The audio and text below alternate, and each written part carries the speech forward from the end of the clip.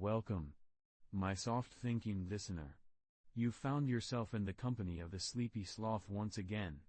A slow, scientifically minded fellow, who enjoys facts, ancient marks, and things that pause the written word ever so slightly. I must tell you something before we begin. Today, I consider myself a scientist in the art of punctuation. Ancient punctuation. A subtle, nearly invisible topic, full of sleepy wonder. A scientist who is almost always correct, except for those few times when I am not. But even then, I prefer to drift gently onward, rather than fuss over it. Because what truly matters is the information itself. Before I start, please, let me know, what is the most boring thing you would secretly love hearing about? Let me know gently, in the comments. Now, let us begin today's episode of Ancient Punctuation Systems. No one asked for this. And yet, here we are, floating gently back in time, to around 500 BCE, where the ancient Greeks used language in ways we might now call unhurried. Their writing often lacked punctuation entirely, but at times, they would use small spaces, or a dot, just one dot, to give the eyes a place to breathe. These weren't sentences as we know them today, but rather, thoughts, floating together, separated by silence, marked only by the occasional nudge of a single speck of ink. This system was not uniform, not universal, not particularly helpful, and that is, just perfect. The act of reading required deep understanding and breath, a spoken rhythm only the reader knew. You may not care, and that is completely fine. Let us drift, ever so slowly, forward, to the year 300 BCE, where a man named Aristophanes of Byzantium, not to be confused with the comedic playwright, devised something remarkable, in the most uneventful way. Aristophanes, a librarian at the Great Library of Alexandria, a place filled with scrolls and silence, introduced a system of dots, carefully placed, to indicate how long a speaker should pause. Not what the sentence meant. No. Just how long to wait. A low dot, called the hypostigm, meant a short pause, perhaps a comma-length breath.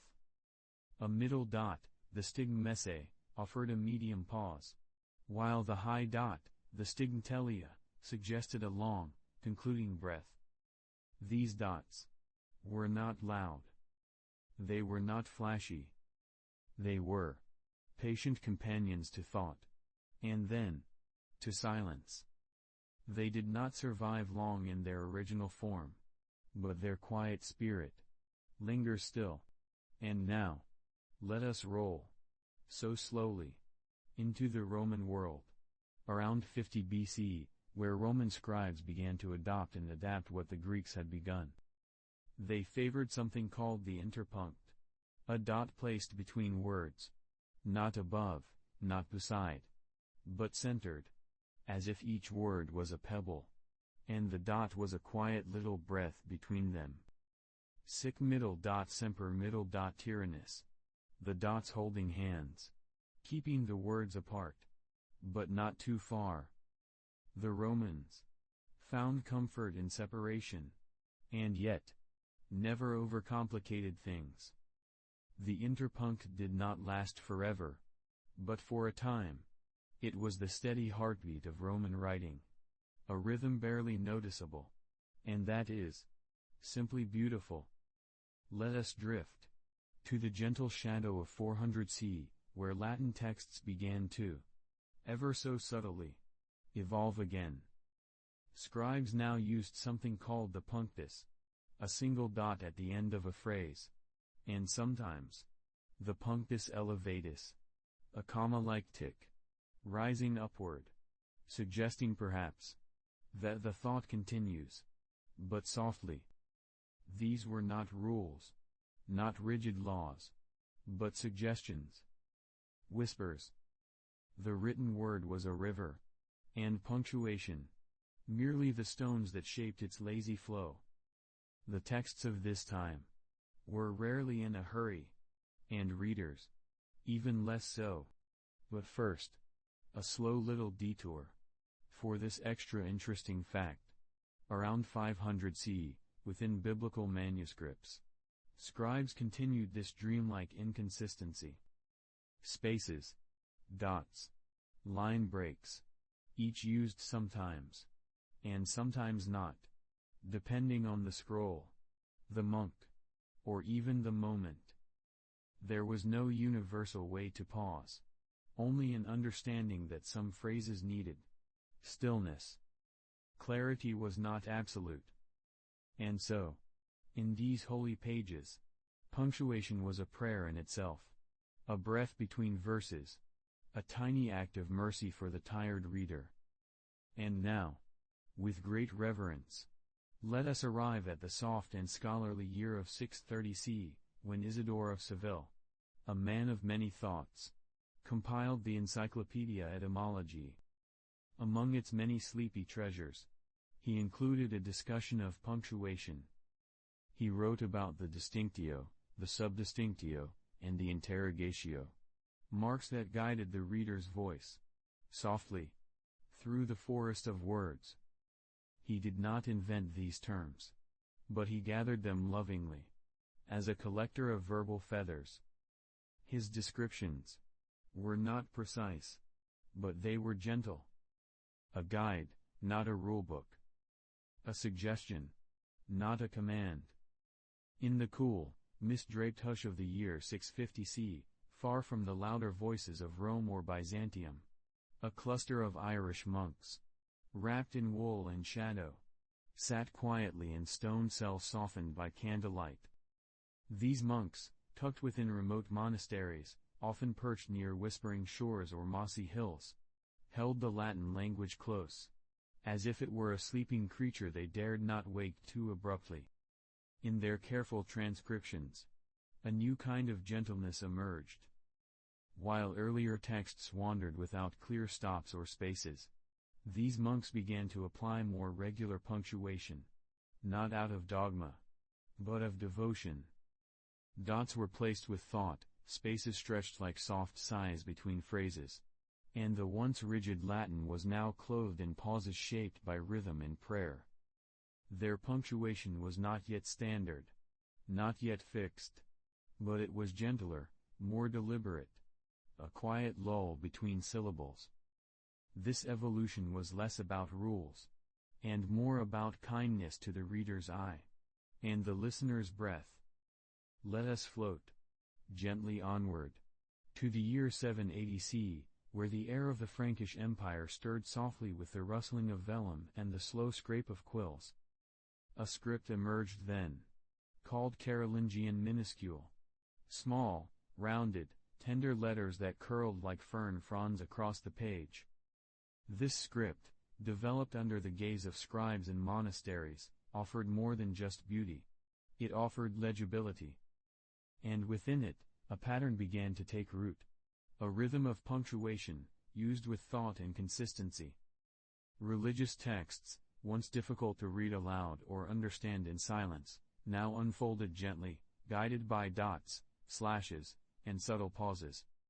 These marks helped the words breathe. They marked where to stop, or simply, to linger. The minuscule script was a cradle for clarity, and punctuation became less ornamental, and more like soft footsteps, guiding the voice through sacred words.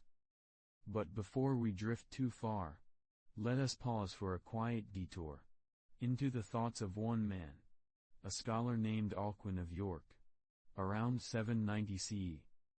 Alcuin, a name not heard often in our modern moments, was a teacher, a poet, and an architect of calm through written order. Under the patronage of Charlemagne, he moved to Aachen, and there, he whispered his beliefs about clarity and correctness in writing. His work, gently encouraged the use of punctuation not just as adornment, but as essential structure. Like beams in a timbered ceiling, his marks held language aloft. He preferred sentences that flowed, not stumbled, and promoted the use of spacing, punctuation, and even capital letters, in ways that would support the reader's journey. Not rushed, not dramatic, but gently supported, like a feather held aloft by the wind. His influence helped shape how texts would be copied across the empire, a quiet ripple in the ocean of literacy. By the dawn of 800 CE, the scriptoria, those quiet, candlelit script workshops, began to hum softly with greater order. These were not places of noise or speed, but slow-moving sanctuaries of script. During what we now call the Carolingian Renaissance, punctuation was no longer an afterthought. It became a companion to language. In these monastic centers, scribes treated words with reverence, and the spaces between them, with even greater care. Marks like the punctus and the virgula were used with increasing intention, offering signposts to the weary reader. The spread of these habits wasn't quick, but like the slow growth of lichen on stone, it was steady. And this slow, deliberate adoption of punctuation made it easier to understand, to teach, to speak, without confusion or haste. The scriptoria became the quiet gardens, where punctuation learned to grow. Let us drift now to the year 950 CE, when the punctus elevatus emerged, as a particularly charming little mark. A dot with a tail curling upward, like a cat stretching in mid-thought. This symbol suggested a pause, longer than a comma, but not quite the end. A place to rest, without stopping completely. It was, in a way, a sleepy ancestor of the modern semicolon. Used in sermons, scriptures, and scholastic works, the punctus elevatus invited the reader to take a breath, but also to carry on. It lived quietly in the margins of manuscripts, neither boastful nor neglected, just balanced. And in that balance was an elegance, one only appreciated by those with time to notice. And so, we drift further, to 1050 CE, and into the era of the virgula, a diagonal stroke, not unlike a soft breeze cutting across a sentence. This mark, what we might now call a slash, was used to signal a pause. Not a full stop, not a question, just a gentle interruption, a place to slow and reflect. The virgula was light, unobtrusive, a flick of ink between phrases. It didn't command the reader, it merely suggested. Like a slanted branch in a forest path, it nudged the eye gently toward what came next, without ever insisting.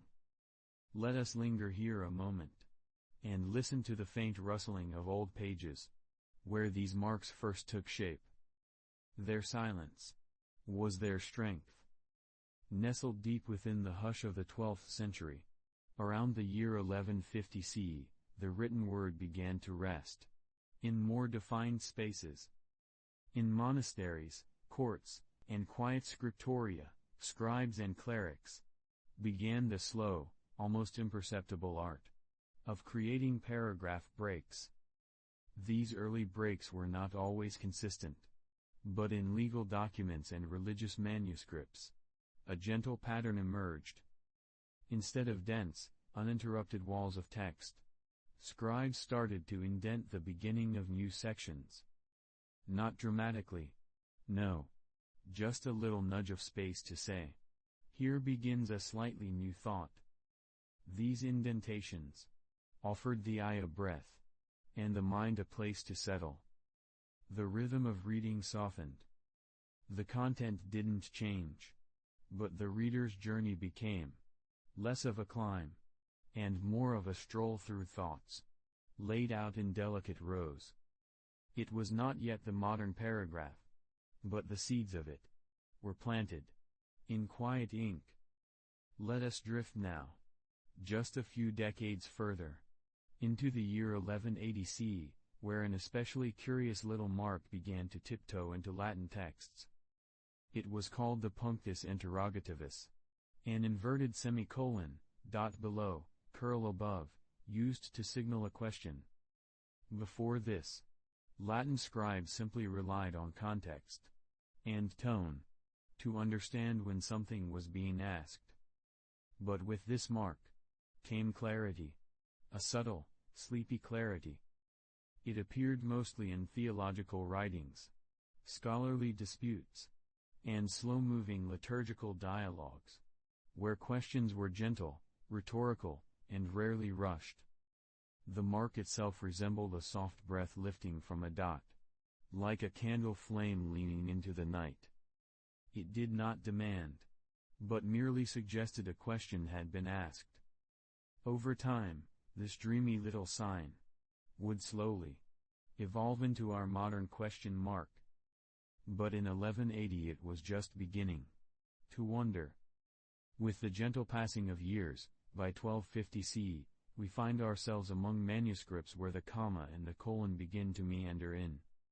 These marks, appearing sporadically in Latin texts, were tentative at first. The comma, a delicate hook, like a drooping leaf, signaled a breath. The colon, two stacked dots, gave pause for something more substantial, like the anticipation before a quiet conclusion.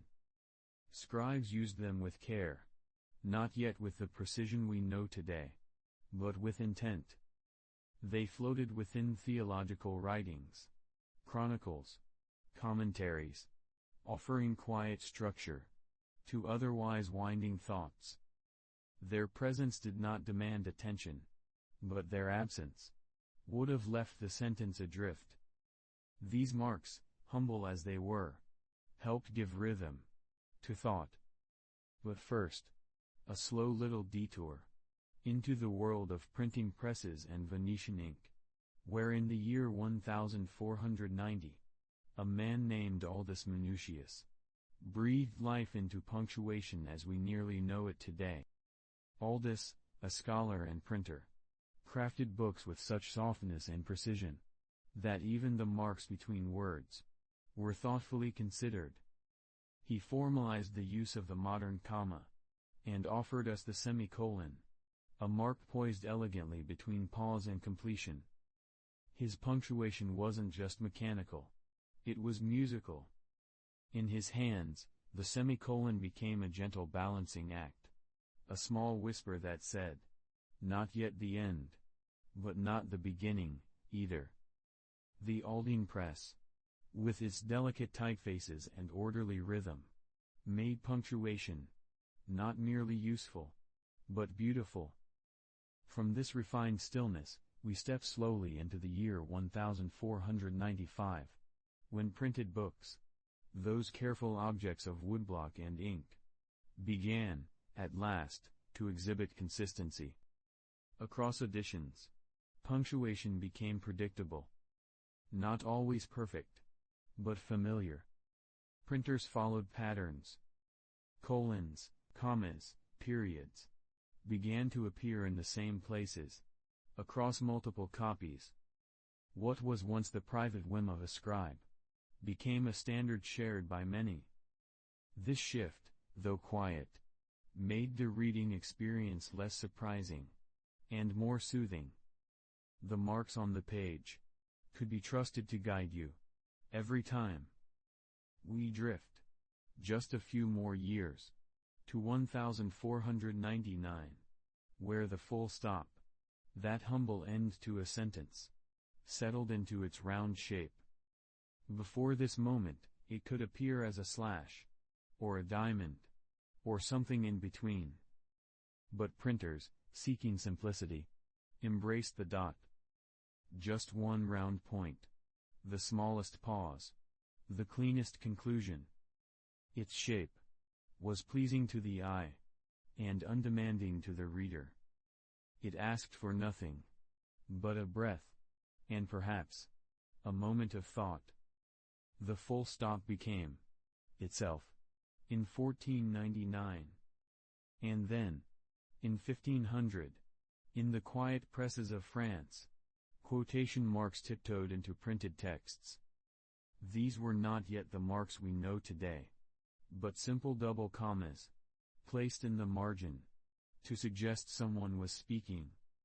Like gentle ears leaning in, to listen. They marked dialogue, softly, as if to say, a voice lives here. Not loud, not theatrical, just present. Their introduction brought warmth to the page, and allowed speech to take shape without confusion. Let us float one step further, to the year 1501, where the Aldine press, once again, whispered a gentle shift into the world. Italics were introduced. Slender, sloping letters, designed to mimic handwritten script, made their debut. And with them, came questions of spacing, of emphasis, of how punctuation should behave when words tilted and leaned. Italics required the marks around them to adapt. Commas hugged closer. Periods drew near. The texture of the page changed. And so, formatting became part of the punctuation conversation, as softly as the bend of a blade of grass. Somewhere around the hushed presses of 1550, in England's misty early print shops, punctuation began to wear new, borrowed clothes. English printers, ever so gradually, adopted the gentle system of Aldus Manutius. His delicate balance of commas, semicolons, and full stops, originally crafted for Italian eyes, now nestled softly into the pages of English books. It was not a forceful takeover. No, it was a quiet alignment. The Manutian comma curved like a falling leaf, while the semicolon lingered like a held breath. Printers in London and beyond, seeking the grace and clarity of Aldus's vision, mirrored his punctuation style with reverent care. It gave English texts, especially translations of Latin and Greek works, a gentle symmetry.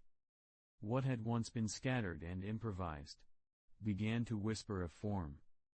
The influence was not total, not immediate, but the shift had begun, and the shapes of thought began to settle into place.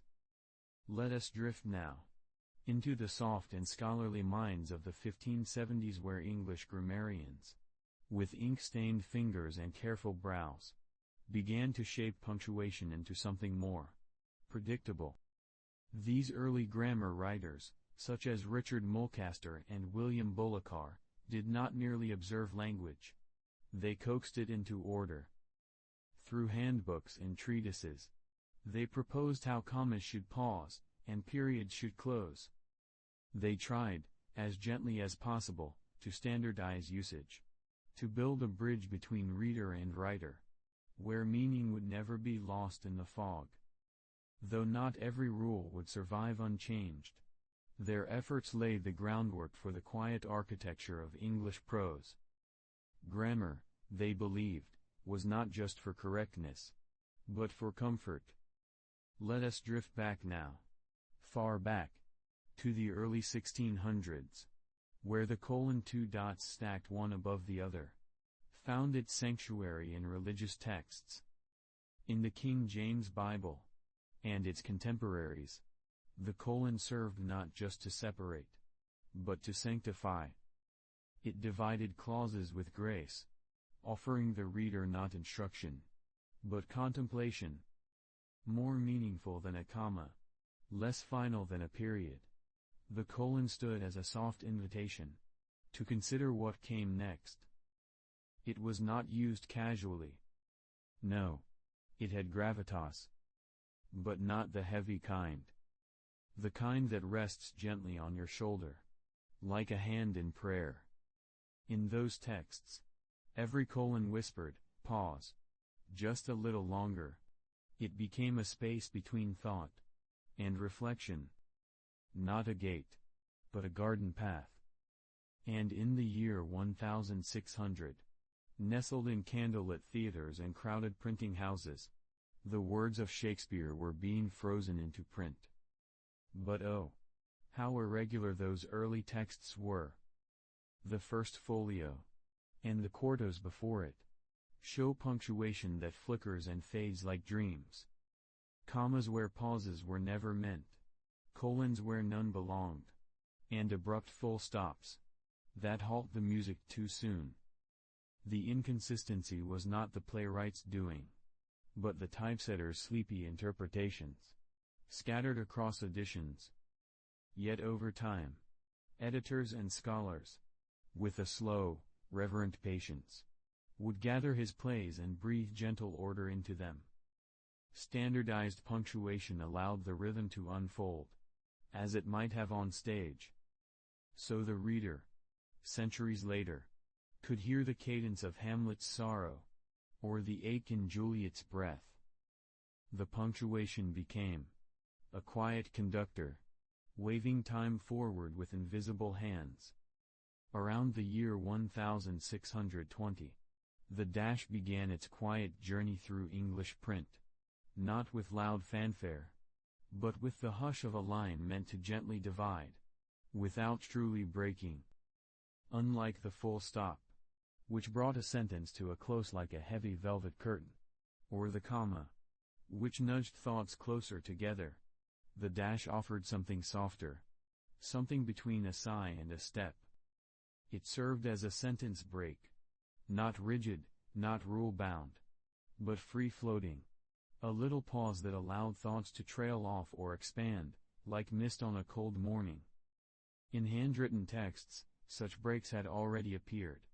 But print, oh, print had its own preferences. And yet, there it was, the dash, stretching itself across the typeset page. It was often longer than today's em-dash, sometimes formed by two hyphens, sometimes a single stroke. No one could quite agree, and that was quietly perfect.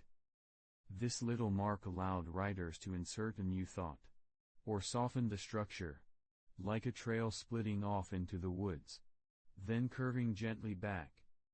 It was less about grammar, and more about feel. Like placing a stone just so in a garden path, not for necessity, but for rhythm. Let us meander gently into the mid-1600s, where something delightfully incorrect began to take root in the warm soil of vernacular English. The comma splice, a moment when two independent thoughts are connected, only by a single comma. He went to the market, he bought a pear.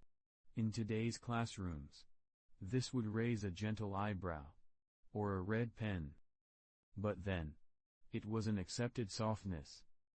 In everyday writing, in letters and journals and personal reflections, the comma splice was not a mistake, but a flowing choice. The period felt too abrupt, and the semicolon, too stiff. The comma, that old, familiar friend, did the job just fine. It allowed writers to think without pause, to let the language run like a brook over pebbles. It was not laziness, but ease. Especially in personal prose, where rules bowed their heads, and expression took the lead. Even poets and playwrights flirted with the form, letting phrases slip past grammar like fish through reeds. And though grammarians would later bristle, the splice remains a whisper of older rhythms, where the line between rules and feelings was as blurry as a fogged-up window. But first, a slow little detour into the pen of John Dryden, around 1670. A man of form and elegance, Dryden believed in punctuation not as flair, but as structure. In his essays and prefaces, he argued gently for clarity. English prose, he felt, should flow smoothly, with pauses that made sense, with commas that acted as stepping stones, and periods that knew when to rest. He didn't call for excess, but for balance. His writings, such as his influential prefaces to translations of classical texts, often touched on the way punctuation could guide the rhythm and cadence of English, especially prose. He sought to elevate the English sentence, to give it structure and grace, as Latin once had. His influence would echo through generations, and the gentle shaping of English punctuation would carry traces of his thoughtful hand. Even his letters, fluttering with care, display a quiet rhythm that invites the reader to exhale. And while Dryden never published a manual on grammar, his stylistic choices lingered like soft footprints, leading others into the age of more regular, thoughtful punctuation. Now, floating softly onward to 1680, we arrive at the tender moment when quotation marks, which had fluttered about in all shapes and usages before, finally settled into pairs. Before this gentle formalization, marks for speech or quoted text had no uniformity. Some writers used a single mark at the start, some at the end, others none at all, relying only on the reader's ear. But in books, especially in printed plays and prose, a change was settling in, like snow beginning to stick to stone. 2 marks, one at the beginning, one at the end. They embraced the spoken word, like bookends on a sleepy shelf. In English language printing, this transition gained consistency around this time, especially in works influenced by French and German typographic styles, where double marks were already forming their pairs. These little symbols, curving gently like the wings of a resting bird, helped the reader know where a character's voice began, and where it softly ended. And yet, even this system was not without variation. Some printers placed quotation marks in the margins, others lined them beside the text. But the intent, to gently wrap spoken thought in a visual cradle, was clear. And from this, the dialogue we read today became clearer and kinder to the eye. Let us take a slow little detour to the year 1690, when parentheses, those soft, curving arms, began their regular use for side comments. These were not entirely new. Even the ancient Greeks had used marks for insertion. But in printed English, they began to flourish with quiet confidence. The parentheses, shaped like a whisper made visible, offered a home for thoughts that did not quite belong to the main sentence, but could not be left behind. They tucked away clarifications, asides, soft digressions, a little like slipping a note under a pillow. Writers began using them more and more, to explain, to qualify, or simply to wander off momentarily, then return. Unlike commas, which interrupted gently, or dashes, which burst in mid-sentence, parentheses cradled their contents, gently removing them from the flow, but not from the meaning. In religious writings, philosophical works, even early novels, they began appearing regularly, like quiet footnotes that never reached the bottom of the page. Their shape, 2 delicate crescents leaning toward each other, became a visual lull in the sentence's rhythm. Not a full stop, not even a breath, but a soft glance to the side. They didn't shout. They never insisted. They simply existed, to hold the gentle things, too fragile for the spotlight. By the time we reached the year 1700, punctuation had become a familiar companion in printed English books. The comma had learned its place, nesting between clauses with ease. The semicolon, no longer an exotic guest, balanced one thought beside another. Typesetters had their patterns. Authors had their preferences. And readers could now move through pages with soft predictability. Texts from this time, whether philosophical treatises, almanacs, or novels, began to display a growing consistency. A gentle awareness settled into the typographic process. A sense that marks were more than decorations. They were tools. Soft ones. For rhythm and understanding.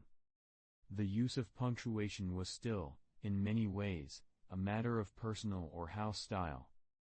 But even in this looseness, a shape was taking hold. One could turn the pages of Swift, or Defoe, or Locke, and feel the marks gently shepherding the meaning, from one breath to the next. It was not a perfect system, not rigid or absolute, but it had found its shape. And in that shape, the quiet language of pause and flow, found its way into everyday thought. By the soft flicker of candlelight in 1700s France, the period, that gentle speck of finality, began to be known, simply, as le point, a tiny dot, round and unassuming, but filled with quiet authority. Before this moment, French writing had used marks to pause and halt, but naming this one, the period, as point, gave it a sense of singular identity. It was not merely a mark. It was a thought gently placed into stillness. Point comes from the Latin punctus, meaning a prick or dot. But in French, it became something smoother, more languid. It would be spoken softly by scribes and printers. Le point, almost like a whisper, closing the door to a sentence with barely a sound. This mark, like a pebble dropped in still water, came to rest at the end of thoughts, declarations, and gentle musings. It gave rhythm to French prose, guided the voice in oratory, and told the reader, not abruptly, but politely, that they had reached a pause worth observing. The elegance of French punctuation followed suit. Where spacing before marks like the point or its taller cousin, the exclamation mark, became customary. A quiet space. A breath. A respect for the mark's role. The point was not rushed. It was allowed to sit, to settle, and to complete. And this naming, simple though it seems, marked a deepening relationship with the language itself. The point. Just a dot. But never just a dot in the eyes of the careful French writer. It was closure, cradled in ink. Let us now meander, ever so softly, to the year 1710, where something delightfully round and curly found its way into English children's books. The ampersand. This little symbol, and amp, shaped like a ribbon folded upon itself, was already old by then, with roots winding back to the 1st century AD, when Roman scribes wrote the Latin word at meaning and in a flowing, conjoined style. But here, in early 18th century England, it found a snug little home in primers for children. These books, designed to teach the alphabet, often ended not with Z, but with and amp. And this was not just a flourish, but a tradition. The ampersand was considered a kind of honorary 27th letter. Children reciting their letters would say, X, Y, Z, and per se and. The phrase in per se and, meaning and, by itself, and, was said aloud. Until over time, through repetition and sleepy little voices, it slurred into a single new word, ampersand. The symbol was practical too. Easier to write than and delightfully decorative. It curled and looped like a tendril on a vine, a visual lullaby at the end of a list. In a child's primer, it stood not just for inclusion, but also for continuation. It meant there was more to come, more to say, more letters to love. And while modern alphabets leave it behind, the ampersand still hums quietly in books, in art, in cozy corners of typography. A mark both useful and beautiful, resting where and might otherwise live. Let us meander now to 1720, when a curious, vertical mark began to speak a little louder. The exclamation mark, once rare, like a spark in the dark, was now used to express joy, or surprise, or astonishment. though always with restraint. It was not shouted, but gently lifted the sentence, like a gust of wind beneath a leaf. It crept into poetry, into sermons, into dramatic tales. The mark itself had existed for centuries, originating from the Latin word io, an expression of exultation, stacked so the I sat atop the O, gradually evolving into the line and dot shape we now recognize. By the early 18th century, it had begun to appear more regularly, particularly in emotional or religious writing, where heightened feeling was to be read aloud. Printers and authors still used it sparingly, like a spice, not a staple. Yet it had passed the threshold of novelty. No longer just a curiosity, the mark had become a tool. And though it carried emotion, it remained a tidy stroke, above a dot, always respectful of the silence around it. Not far behind, in the quiet typefaces of 1750, the question mark completed its long, meandering journey. No longer uncertain in shape or meaning, it became the gentle curve above a dot we know today. It was now understood to ask, clearly, but calmly. Whether in philosophy, letters, or daily speech, the question mark offered inquiry, without intrusion. Earlier forms, like the punctus interrogativus of medieval Latin, had swirled or curled, but this version, the one we see now, was stable. It stood gently but firmly at the end of a question, guiding the tone of voice, inviting the listener's engagement. By the mid-18th century, its role had solidified in English print, and it began to appear more regularly in printed dialogue, instructional materials, and sermons.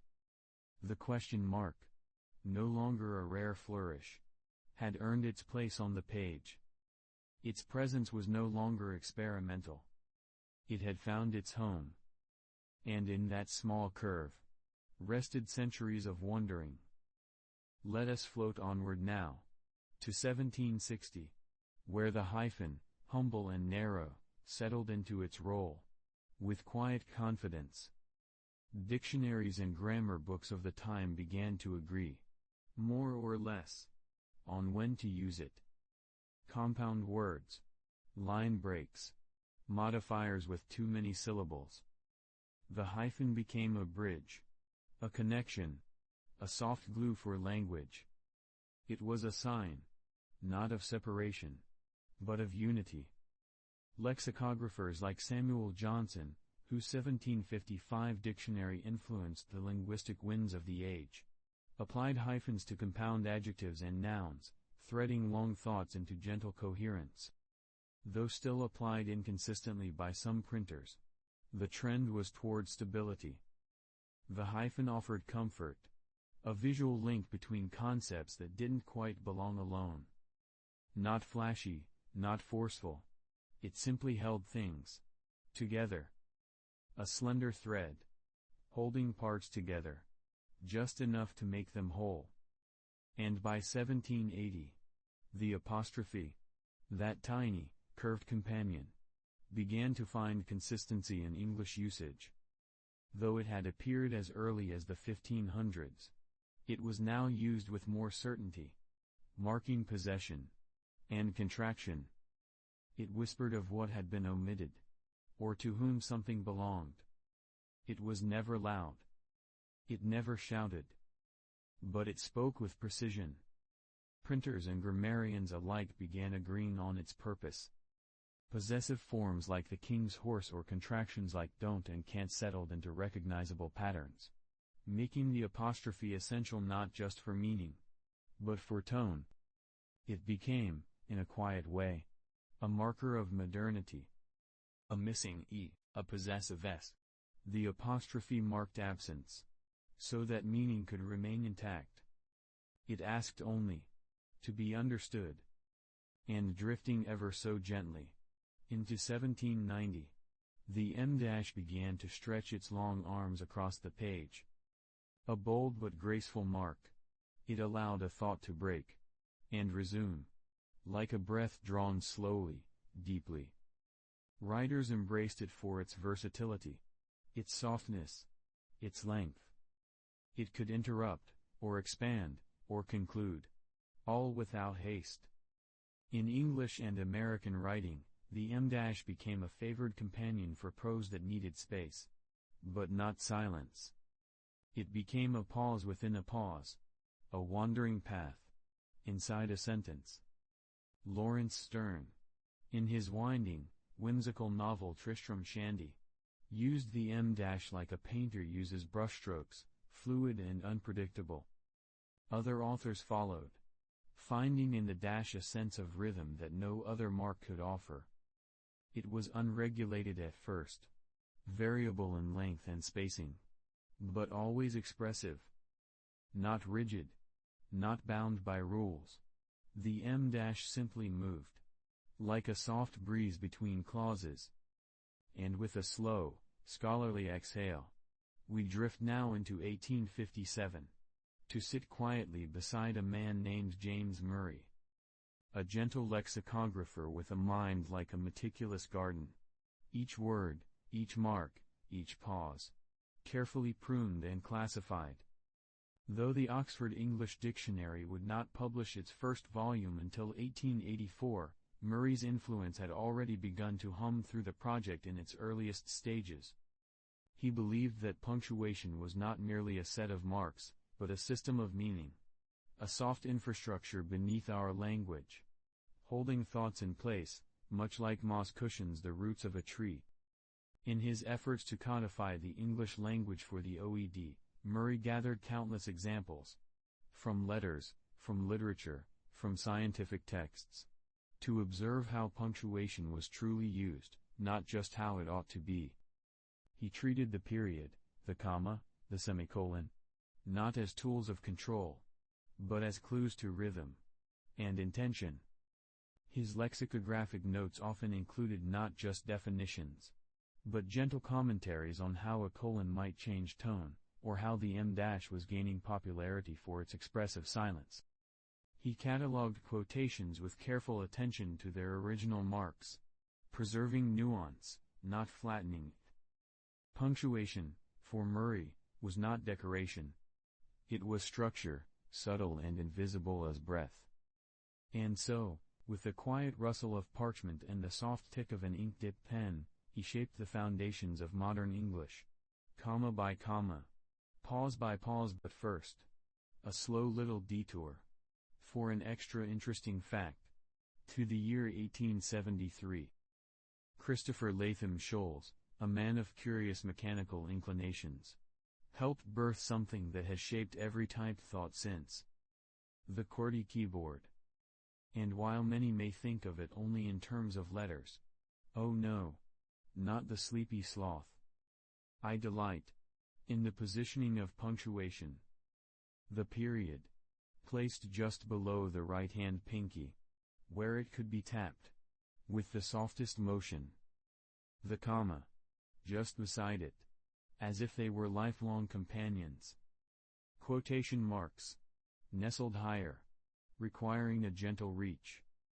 And so, punctuation was not only written, but choreographed. This layout, born not of linguistic love, but of mechanical constraint, ensured that certain marks became easier to reach, others, just slightly harder. And with that, the dance of punctuation took on new rhythm, not driven by grammar, but by finger placement. And drifting ever so quietly into 1880, we arrive in a world where typewriters, those gentle, clacking machines, began to define punctuation not by meaning, but by width. With every press of the key, a character took up the exact same horizontal space, regardless of whether it was a thin comma, or a round and portly capital W.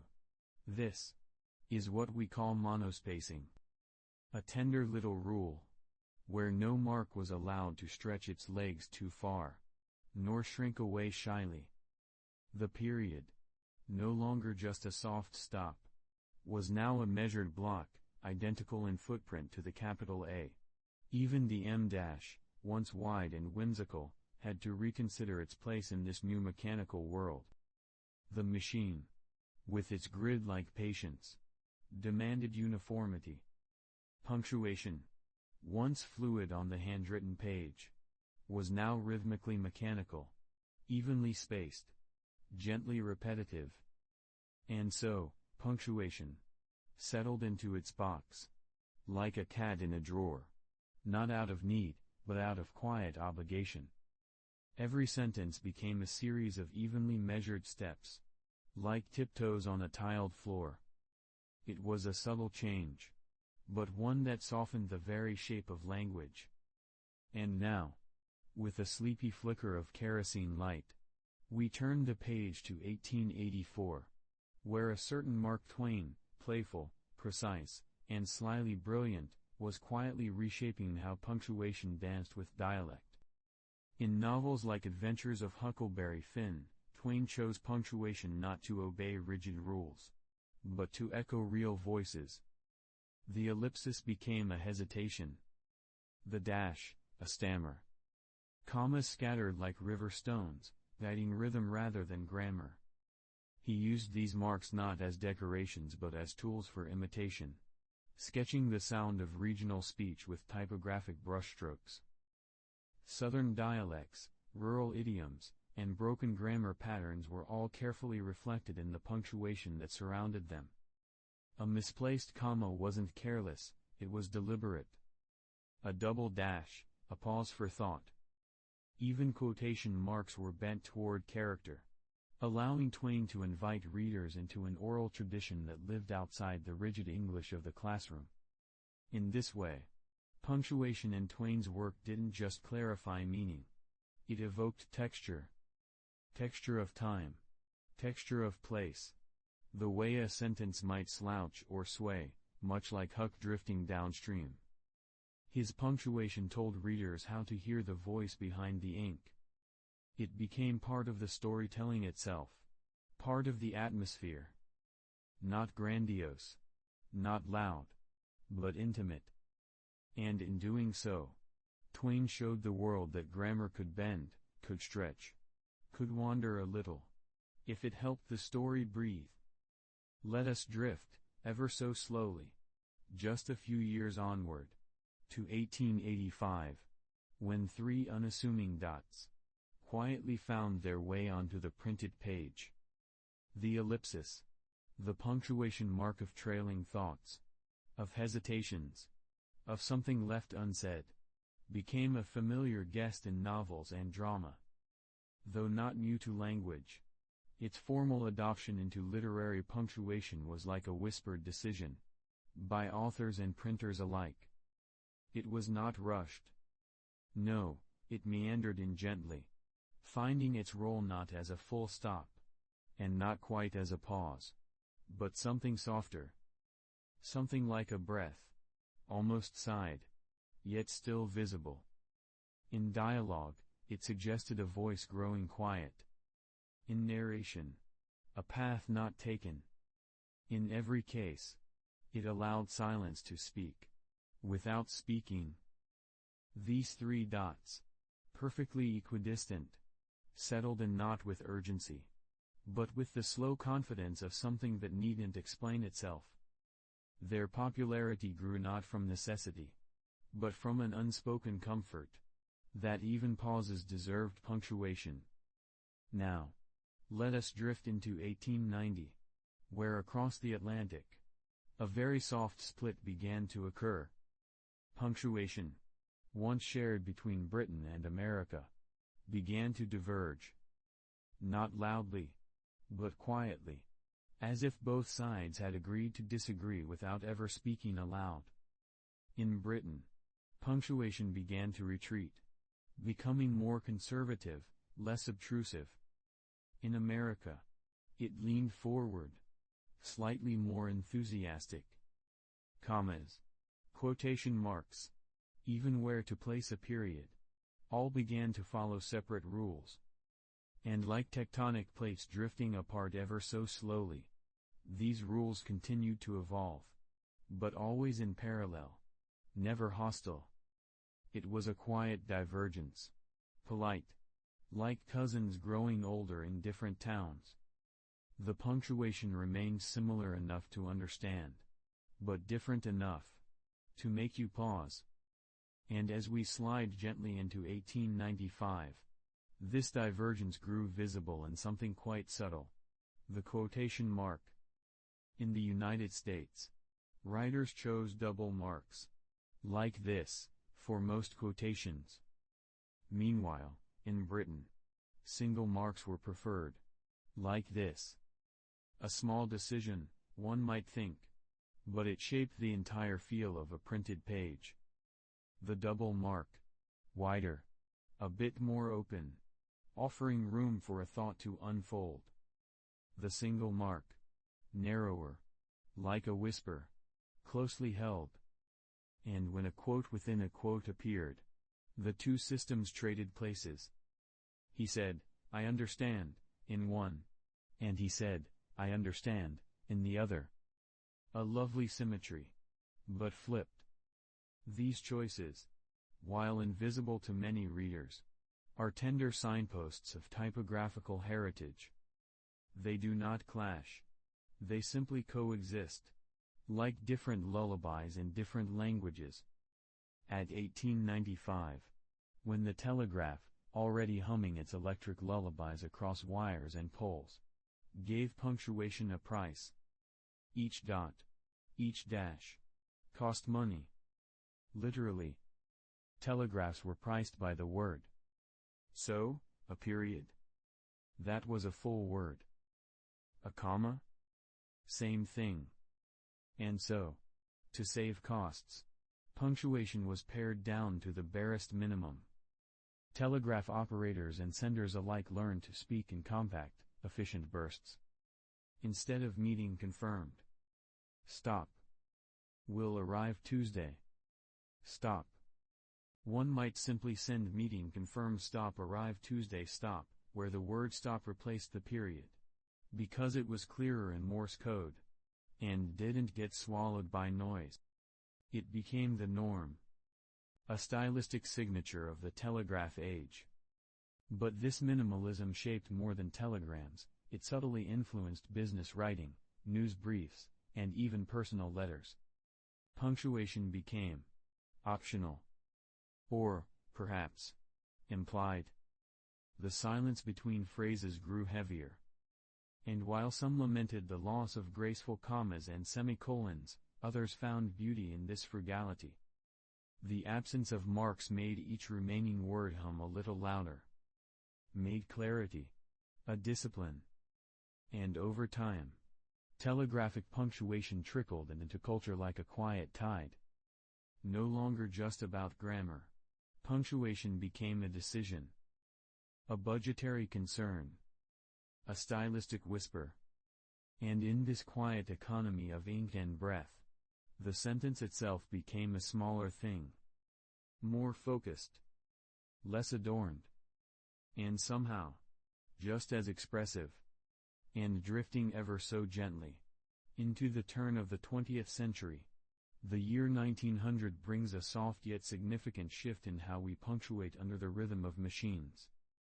Typewriters, those steady, clicking companions, lacked a dedicated key for the elegant M-dash. So, typists leaned instead on the humble hyphen, sometimes doubled, to fill the space. This wasn't a hurried compromise, but a gentle concession to mechanical limits. In their fixed, monospaced fonts, the length of an M-dash felt too expansive, the hyphen, and its double, settled into the role with quiet efficiency. Thus, or rather dash, the dash we now recognize wavered into existence through practical necessity. It became a subtle hallmark of typewritten text, guiding thought with graceful brevity, even as the machine constrained its full expression. In formal letters, telegrams, and drafts of fiction, this adjusted punctuation flowed across the page, giving writers a way to breathe between thoughts, without a full stop, but not quite a pause. Its form was imperfect, but its presence grew quietly familiar. And soon, it was no longer merely a substitute, but a style of its own. Let us float gently onward to 1906. When the Chicago Manual of Style emerged, not with a clatter, but with a deliberate hush, as one of the first formal American guides to punctuation. Born from a style sheet used at the University of Chicago Press, this modest pamphlet grew into a 200-page manual, quietly codifying typographical norms for writers and editors. It introduced clarity to comma use, capitalization, italics, and yes, the very way punctuation should be used in American English. It encouraged restraint with semicolons, favored the Oxford comma, and set gentle standards for footnotes, abbreviations, and text alignment. With each gentle addition, it became a trusted whisper in editorial rooms, helping punctuation breathe consistency into prose, softly, thoughtfully, and without fanfare. The manual grew alongside the publishing world, becoming not a law book, but a thoughtful steward of printed language. And in the hum of typesetting machines and editorial pens, it brought quiet order to the ever-growing sea of printed words. We drift into 1910 now, where legal and scholarly writing began to use the ellipsis, not for hesitation or dramatic pause, but to mark text omitted from quotations. In formal realms, courts, journals, academic tomes, 3 dots became a nod to what lay in the quiet, the words that had rested out of sight. It offered precision. Readers would understand that the author had not forgotten, but chosen. Hoary speeches and dense legal arguments were trimmed with care. And the ellipsis became a discreet signal of omission, not emotion. A respectful footprint of lost or silent language. This careful convention helped preserve meaning while lightening the load of lengthy documents. By the time the modern Language Association and other scholarly bodies formalized its use, the ellipsis had taken on a dual identity, both utility and style. It was the breath between citations, the sigh between clauses, the subtle sign that something, somewhere, had been gently left behind. Let us drift, almost imperceptibly, into 1915. When the semicolon found renewed favor, nestling into the literary and academic pages with renewed poise. It offered writers a way to link 2 independent yet intimately connected thoughts without a full stop. Its soft pause and elegance made it a darling in serious writing, academic treatises, reflective essays, and literary fiction, where nuance mattered and clarity was a friend. The semicolon's return was not noisy, but noticeable, a subtle sign that thought could rest without ending, could extend without collapsing. Virginia Woolf used it to let thought float between fragments. T.S. Eliot nestled it inside his complex poetic rhythms. And professors leaned on it to shape long, layered arguments. By straddling the line between comma and period, the semicolon whispered continuity in a sentence without command. It gave language a slower gait, a chance to stretch just a little further before settling into silence. But first, a slow little detour into the year 1920, where European writers began using the quotation dash, a long dash placed before spoken lines, instead of traditional quotation marks. This dash, lean, unadorned, led the voice into sight, aligning dialogue like footprints in snow. Especially in modernist works, it whispered speech into the text without the embrace of marks, offering a cleaner, more immediate presence. It felt like a nudge in the shoulder rather than a cradle, less ornate, but profoundly direct. In French, German, and Scandinavian literature, the M-dash's usage created space and clarity, especially in multi-character exchanges. The page became calmer, less crowded by punctuation, more like a theater stage lit with one voice at a time. Dialogue stepped forward, unencumbered. And for some writers, this subtle shift brought a soft theatricality, as though the dash were lifting a curtain on each utterance, one quiet line at a time. Let us meander, just a touch, into the debate surrounding sentence spacing, which simmered warmly through this same decade. By the 1920s, typists and printers argued, should a period be followed by one space or two? Typewriters encouraged two. The extra space made sense visually, it was easier to see the boundary between sentences. Yet style guides, including later editions of Chicago, and eventually APA and MLA, leaned toward a single space, whispering for elegance over utility. This subtle shift changed layout, rhythm, and the feel of reading, even though it passed mostly unseen by the sleepy eye. Publishers favored single spacing for aesthetic consistency, especially in books and newspapers. Yet many typists, trained in business schools and court reporting, clung to the habit of two. And so, for decades, a soft tug-of-war played out quietly across pages and screens. Not with noise, but with a space. Or two. Let us drift onward. Into 1922. Where Gertrude Stein wove punctuation into abstraction, challenging conventions not with loud rebellion, but with soft deconstruction. Her poetry and experimental prose, Fragment of an Old Drama, Tender Buttons, eschewed traditional punctuation and syntax in favor of rhythm, repetition, and associative meaning. Her marks, or absence thereof, were deliberate. Punctuation became texture not rule. Words drifted and circled like wayward moths, finding their own paths. She invited readers to fall into the poem's shape, not to follow rigid trails.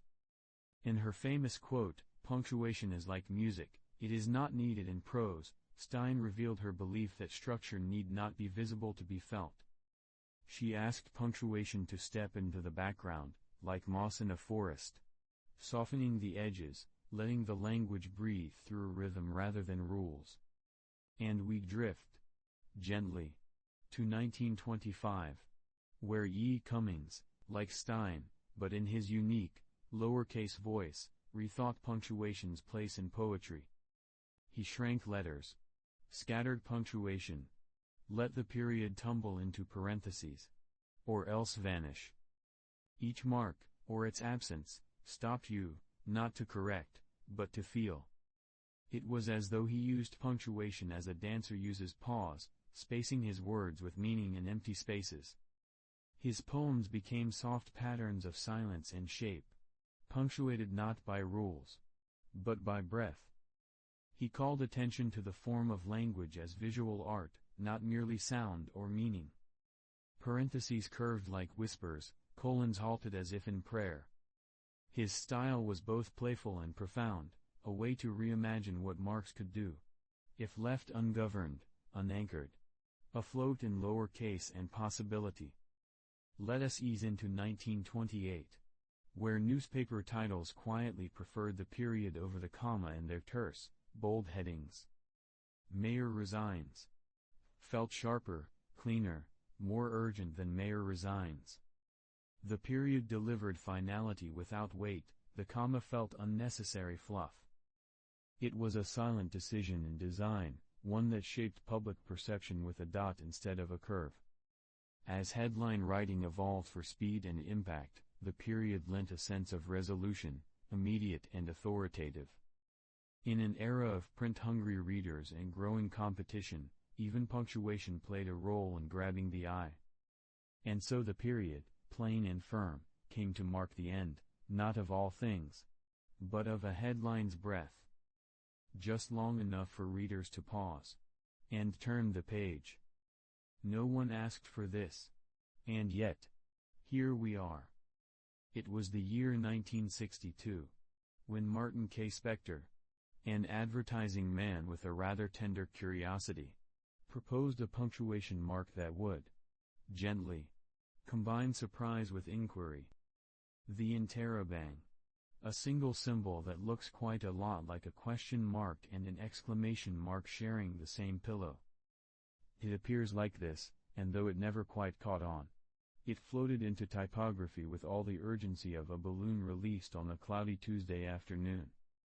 Mr. Spector believed, in a sleepy sort of way, that printed advertisements might be more efficient with fewer punctuation marks cluttering the sentence. Why not combine both marks into one? One whisper of disbelief. One puff of amazement. The interrobang was available on some Remington typewriters, though not for long. Most fonts today still leave it out. Perhaps because the world is not ready for such polite punctuation. And so it rests, quietly, in the Unicode standard, at position U+203D, slumbering peacefully, rarely used, but never forgotten by those who adore sleepy symbols. Let us drift one digit further, to 1963, where we meet ASCII. ASCII, spelled ASCII, is the American Standard Code for Information Interchange. It is not romantic, nor controversial, but it is quietly powerful. Imagine, if you will, a world where every letter, number, and punctuation mark had to be agreed upon by computers. That is the role of ASCII. In the hush of early computing, programmers needed a way to represent characters, commas, colons, brackets, ampersands, all in binary form. So ASCII gave each symbol a number. Just one number. From 0 to 127. The capital letter A? That became 65. The exclamation point? That was 33. The comma? 44. These numbers were stored in 7-bit codes. Tiny little rows of yes and no. Used to create words, emails, and sleepy little scripts like this one. ASCII would later inspire extended codes, and even Unicode. But its original 128 characters included all the humble punctuation we type without thinking. It is boring. Deeply so. And that is what makes it comforting. If punctuation were a forest, ASCII would be the root system. Unseen, unchanging, quietly holding everything in place. But first, a soft detour to the year 1970, when computer programming languages began treating punctuation not as expression, but as instruction. In languages like C, BASIC, and ALGOL, punctuation became syntax. A semicolon suddenly meant the end of a command. Parentheses contained conditions. Curly braces formed code blocks. And colons introduced labels, loops, or definitions. Each mark was no longer for the reader's pleasure, but for the machine's comprehension. In C, for example, the difference between one semicolon, or none, could decide whether your program runs, or simply doesn't. Programmers, gently bent over green glowing terminals, memorized these rules, not because they were beautiful, but because they worked. This shift, from typographic music to computational grammar, is one of punctuation's quietest evolutions. The sleepy semicolon, once just a pause in literature, became a ruler in the world of logic. Let us float a little further forward, into 1971, where a soft little swirl of history gave us the @ symbol. It had existed for centuries, you see. The @ symbol, used to mean at the rate of, or sometimes just at. But it was in 1971 when a man named Ray Tomlinson, working quietly on the ARPANET, chose this sleepy spiral to separate usernames from host machines in something brand new, called email. He needed a symbol not commonly used in names, and he saw it, resting comfortably on the keyboard, unnoticed, like a cat sleeping in the sun.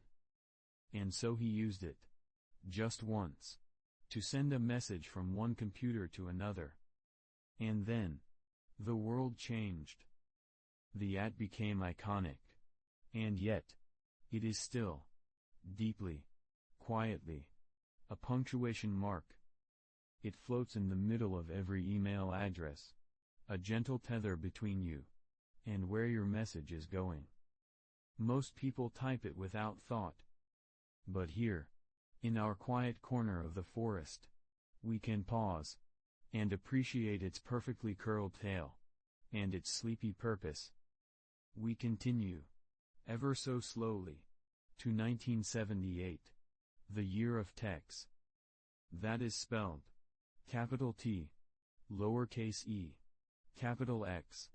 A typesetting system designed by the calm and thoughtful Donald Knuth. Text was not about speed or fashion. It was about typographic precision. When printing technology was beginning to lose the art of spacing, text came quietly along and said, "Let me do it right." With text, punctuation spacing was no longer an afterthought. It measured the width of periods, the way quotation marks leaned, the invisible gaps between letters and symbols. It could tell the difference between a sentence-ending period and an abbreviation like Mr. or for example. It could even stretch or shrink a space, just enough to make a paragraph look more balanced. Some say text is difficult. But difficulty is not the opposite of beauty. Sometimes it is the very reason we pause and appreciate. Text, still used today by mathematicians, scientists, and those who love sleepy typography, is a quiet guardian of typographic decency. And now, we drift, with barely a whisper, into 1980. This was the decade when personal computing slowly began to glow in the corners of homes and offices. And with it, came the QWERTY keyboard, already familiar, and now becoming standardized in new machines. The humble keys, with their comma, period, apostrophe, semicolon, all in familiar positions, became silent partners in this digital age.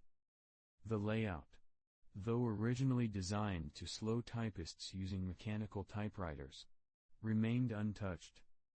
Because it worked. Because it was predictable. The punctuation marks didn't move. They simply settled in.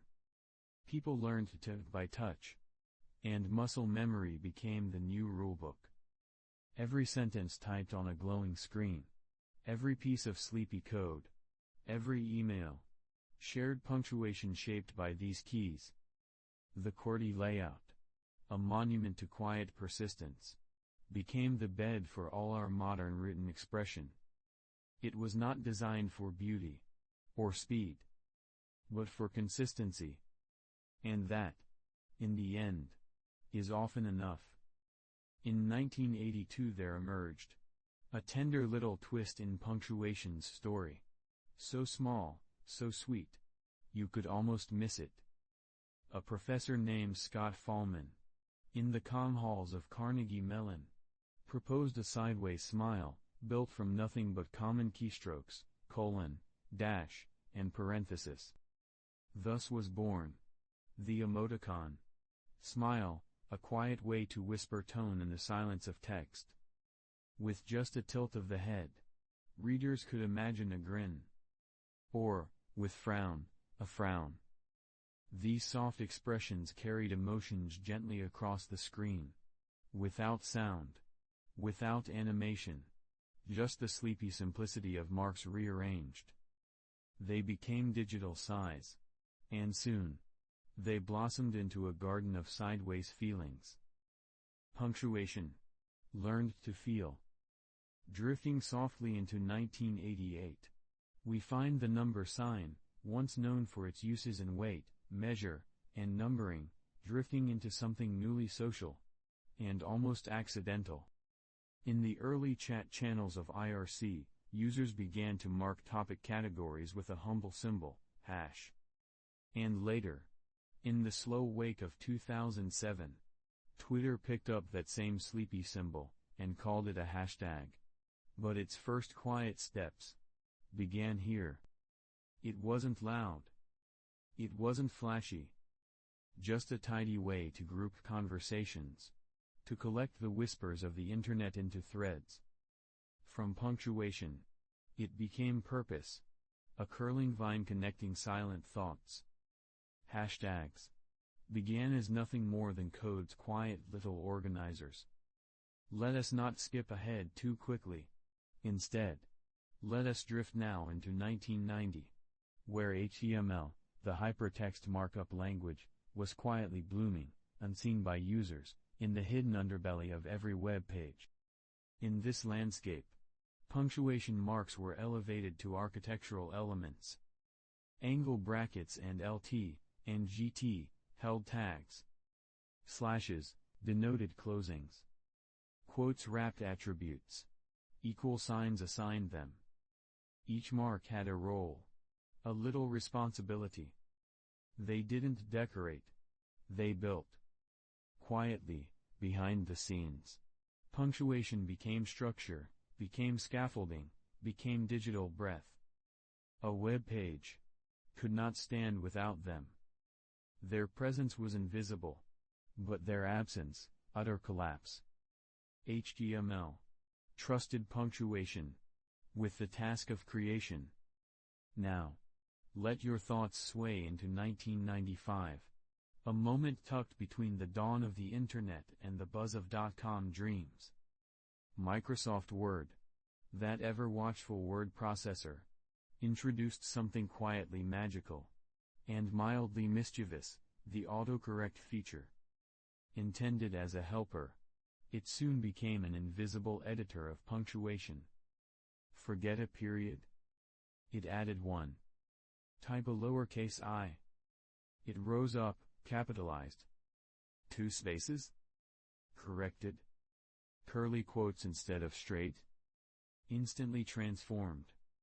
For better or worse, autocorrect shaped habits, nudging us toward conventions we did not choose. In this soft, persistent nudging, punctuation became less a matter of choice, and more a rhythm imposed. Yet, beneath it all, it still whispered quietly, waiting for gentle hands to take back the reins. And now, slowly, like a sigh into sleep, we arrive in 1999, the edge of a new century, and the beginning of a casual revolution. Text messaging rose like mist, brief, clumsy, and beautiful in its limitations. Every letter counted. Every mark, a cost. So punctuation was trimmed. Dots were dropped. Capitals disappeared. Ellipses stretched to fill the silence. The rules, so carefully constructed, relaxed. What mattered was speed, emotion, and the thrum of thought in motion. Informal punctuation was not careless, but adapted, expressive in its own sleepy shorthand. A new dialect of dots and pauses, born not of grammar books, but of thumbs and tiny screens, and late-night confessions. And so, with the gentlest turn of the page, we drift softly into 2003, where the apostrophe, once a careful little mark with a very specific job, began to lose its footing. In the vast and echoing halls of Internet English. Once a guardian of possession and contraction, it now wandered aimlessly between plurals and brands, misplaced in signs like bananas for sale and it's a nice day. On forums, blogs, and early social media, it was forgotten, confused, or tossed in by instinct. The Internet, in all its speed and spontaneity, made punctuation feel optional. And the apostrophe, small and curly, was perhaps the easiest to leave behind. But in its absence, a quiet debate simmered: should we correct? Or let the little mark rest? Somewhere, softly, it still curls in grammar guides, waiting to be remembered. Just a few heartbeats later, we sway into 2006, where the character limits of SMS and Twitter began to reshape how punctuation was used, or more often, omitted. With only 160 characters for a message, or just 140 in a tweet, each period became a choice. Why use 2 commas, when one would do? Why bother with a semicolon, when a line break whispered just as well? Efficiency reigned, and punctuation became sparse, an economy of symbols where only the most essential survived.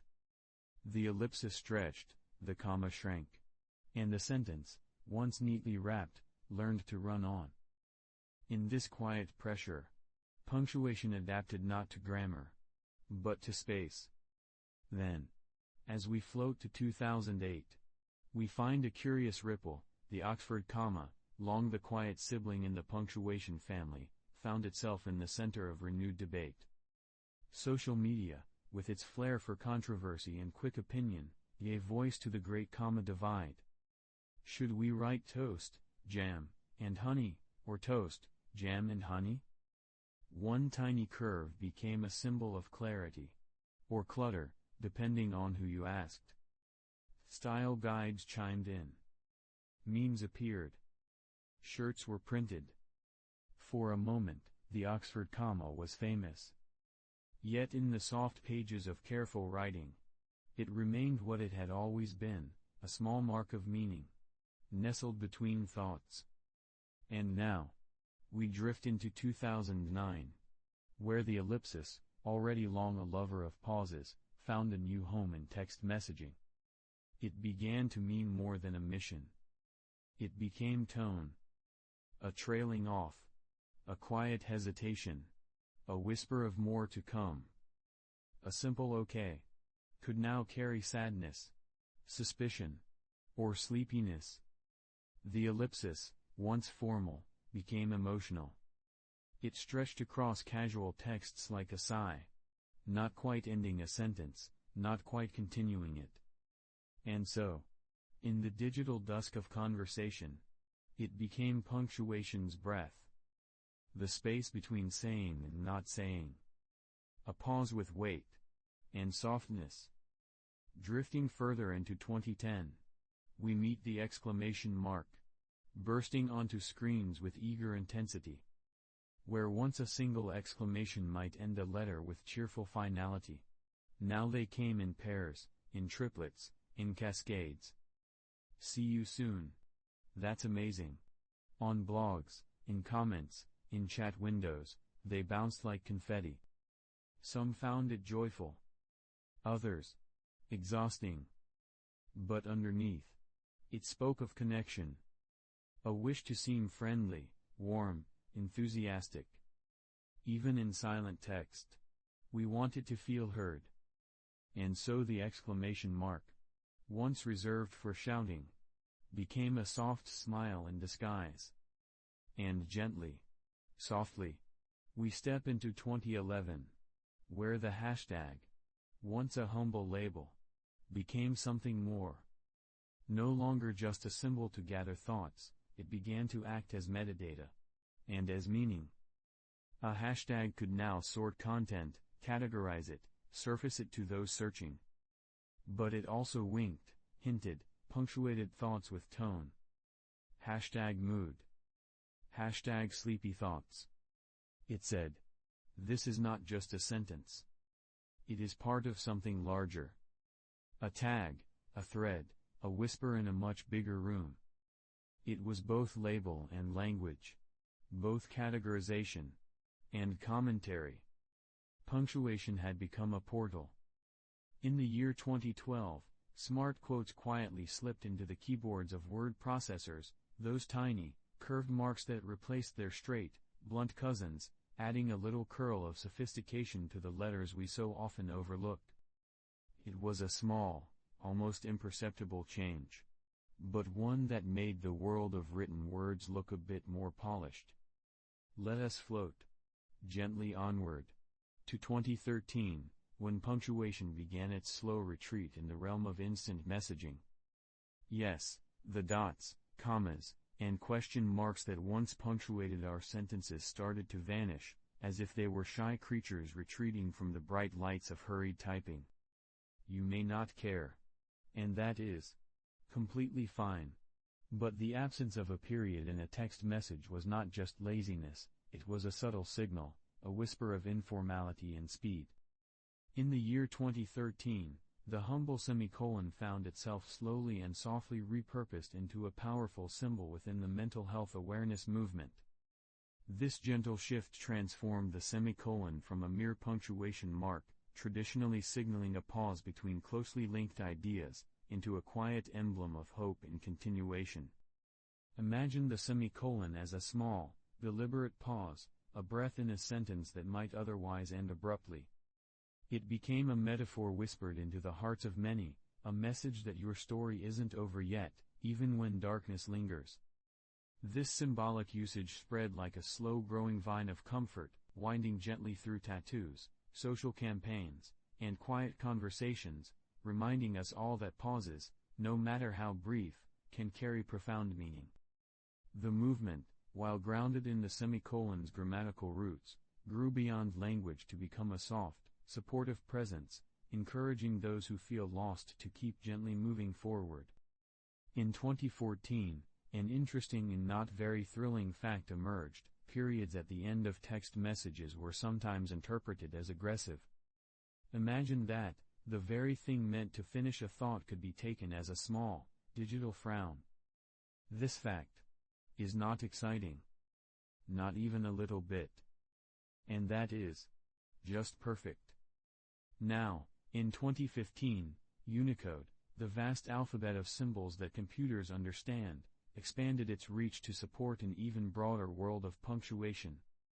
This meant that little marks from languages all over the globe could join the party, quietly and without fuss, enriching the tapestry of our typing with accents, tildes, and other marks most of us barely notice. But first, a slow little detour for this extra interesting fact. In 2016, texting styles evolved even further to exclude punctuation entirely. A message might just be a string of words flowing gently into one another, as if spoken softly and uninterrupted. It was a trend toward simplicity, like a soft breeze that moves through a forest without a sound. Then in 2017, influencers began to stylize punctuation in captions, not out of necessity, but to convey tone, using commas and periods as musical rests in their carefully crafted digital symphonies. This slow change added a new layer of nuance, an almost imperceptible moodiness to the way we read those brief sentences beneath images. And as we drift onward to 2018, emojis began to supplement or replace punctuation marks, little colorful faces and symbols that say more with a glance than any dot or dash ever could. They brought emotion into the dry realm of grammar, like a feather floating softly onto a page. Lastly, in 2019, TikTok captions embraced minimal punctuation for visual appeal, stripping down sentences to their bare essentials, letting the words themselves dance lightly without interruption. You may not remember any of this. And you certainly don't have to. Let us drift, ever so slowly, into the gentle quiet of unpunctuated text, where the pauses are made by the mind, not the keyboard. Welcome, my soft-thinking listener. You've found yourself in the company of the Sleepy Sloth once again.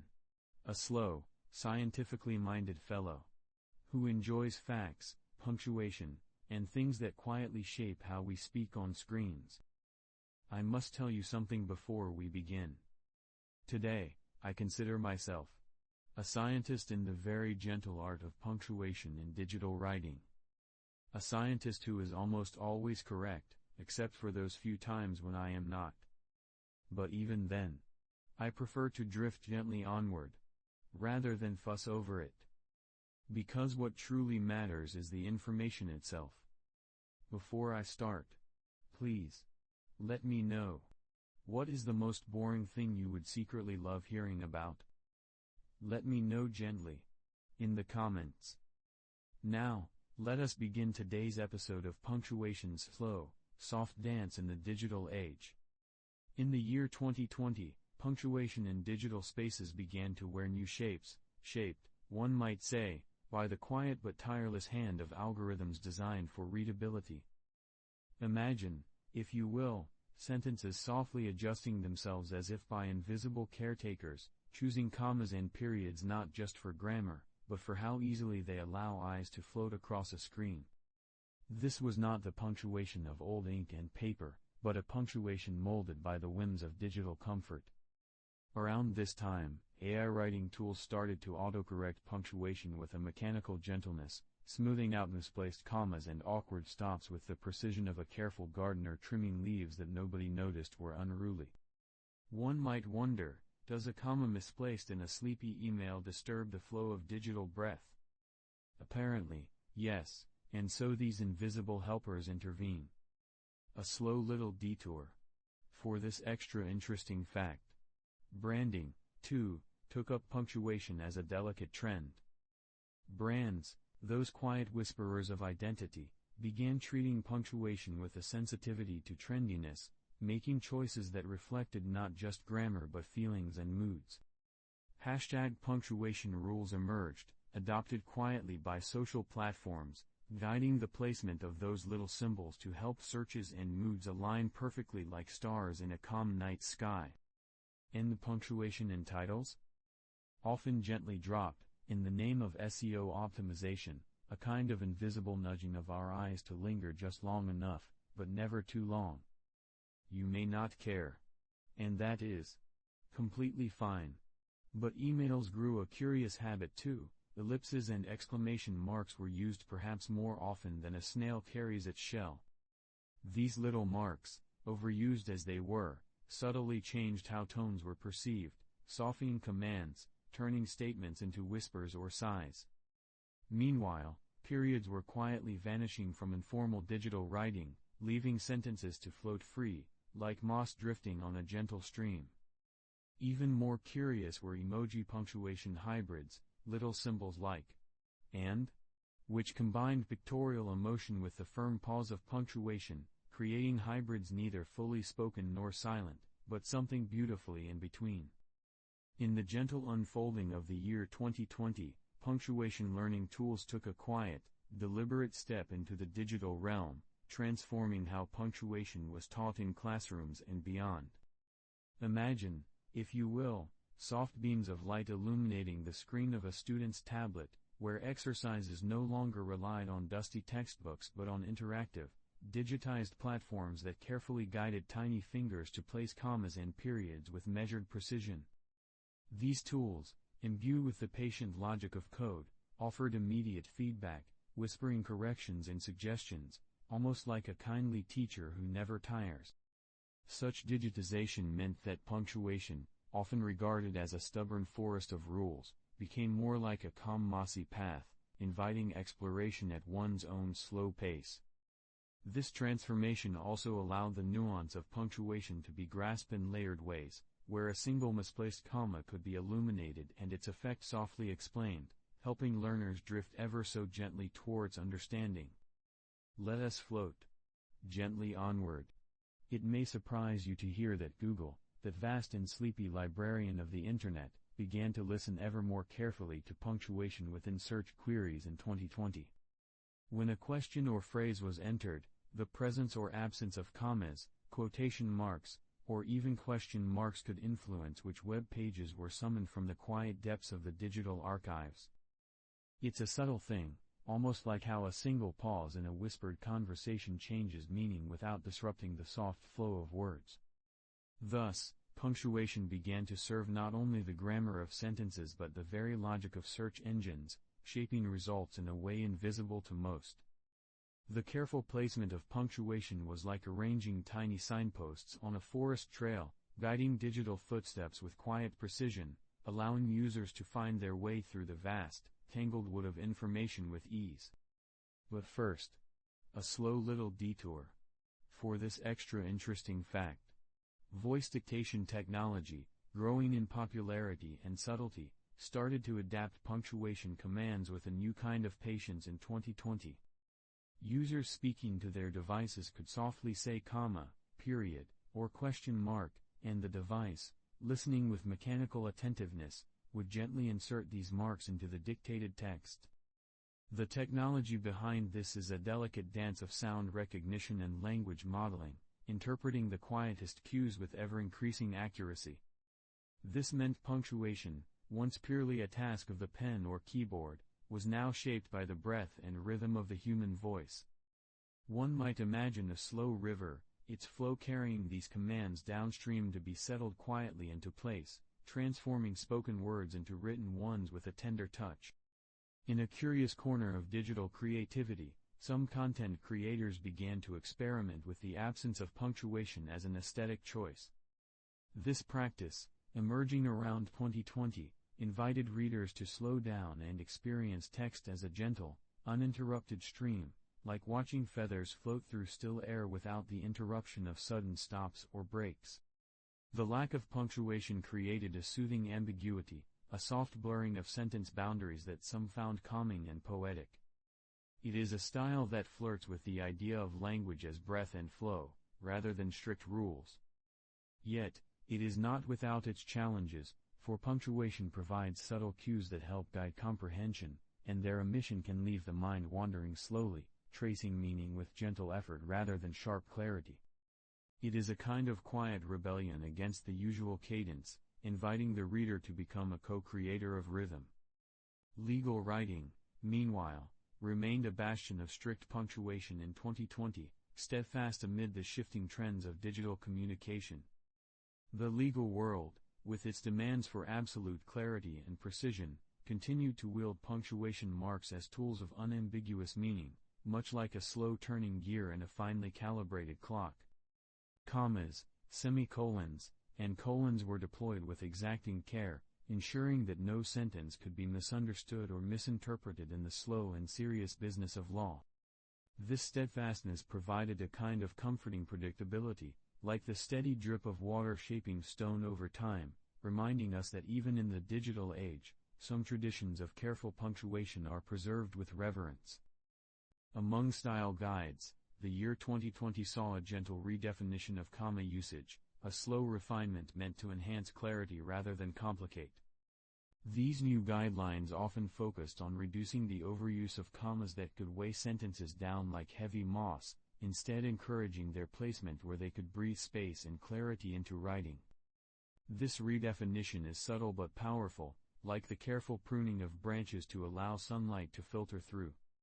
Writers were encouraged to think of commas not just as grammatical obligations but as soft pauses that help readers drift through text with ease and understanding. This mindful approach to comma placement gently guides the eye and mind, turning what once seemed a labyrinth of rules into a serene walk through a quiet garden. Punctuation also found a symbolic life in the whimsical world of visual memes in 2020. Marks once confined to the edges of sentences began to inhabit images, taking on new roles as symbols conveying tone, humor, or irony. A solitary question mark hovering over a picture could softly suggest confusion, while an exclamation point might burst quietly with mock excitement. These symbols, though small, carried layers of meaning, much like the delicate patterns on a mossy stone or the subtle shift in light through a fern.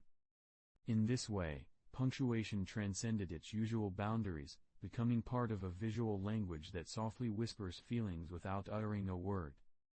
The misuse of hashtags, those little digital signposts, was increasingly treated as a grammar error in professional writing during 2020.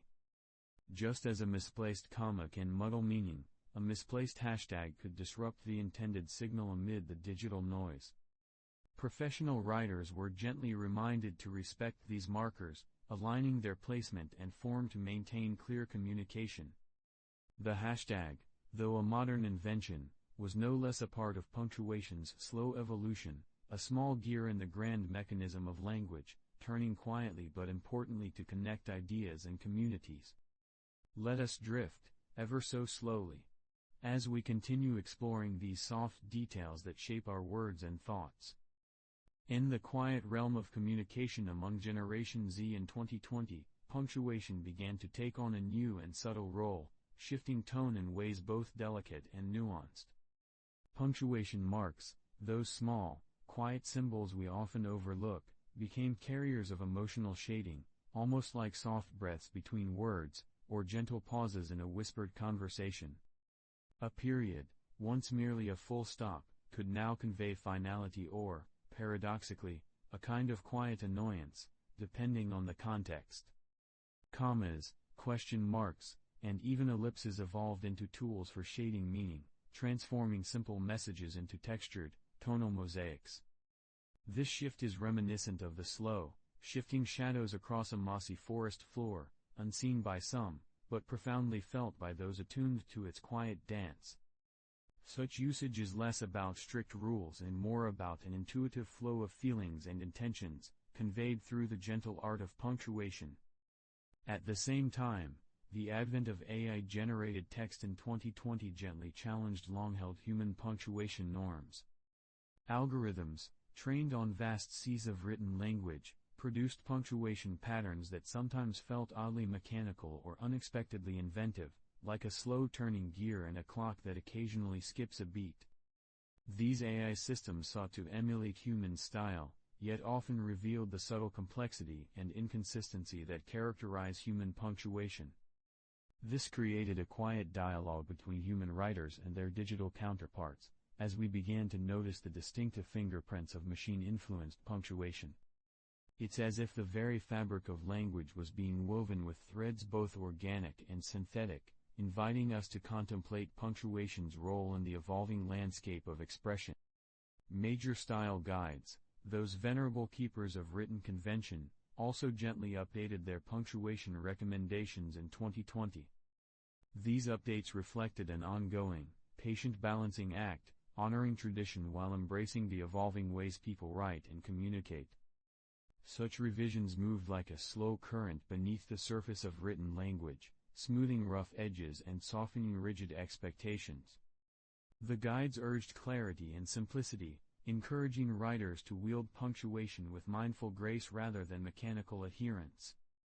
This approach allows the language to breathe, much like moss curling softly around the roots of ancient trees, offering a gentle embrace rather than strict confinement.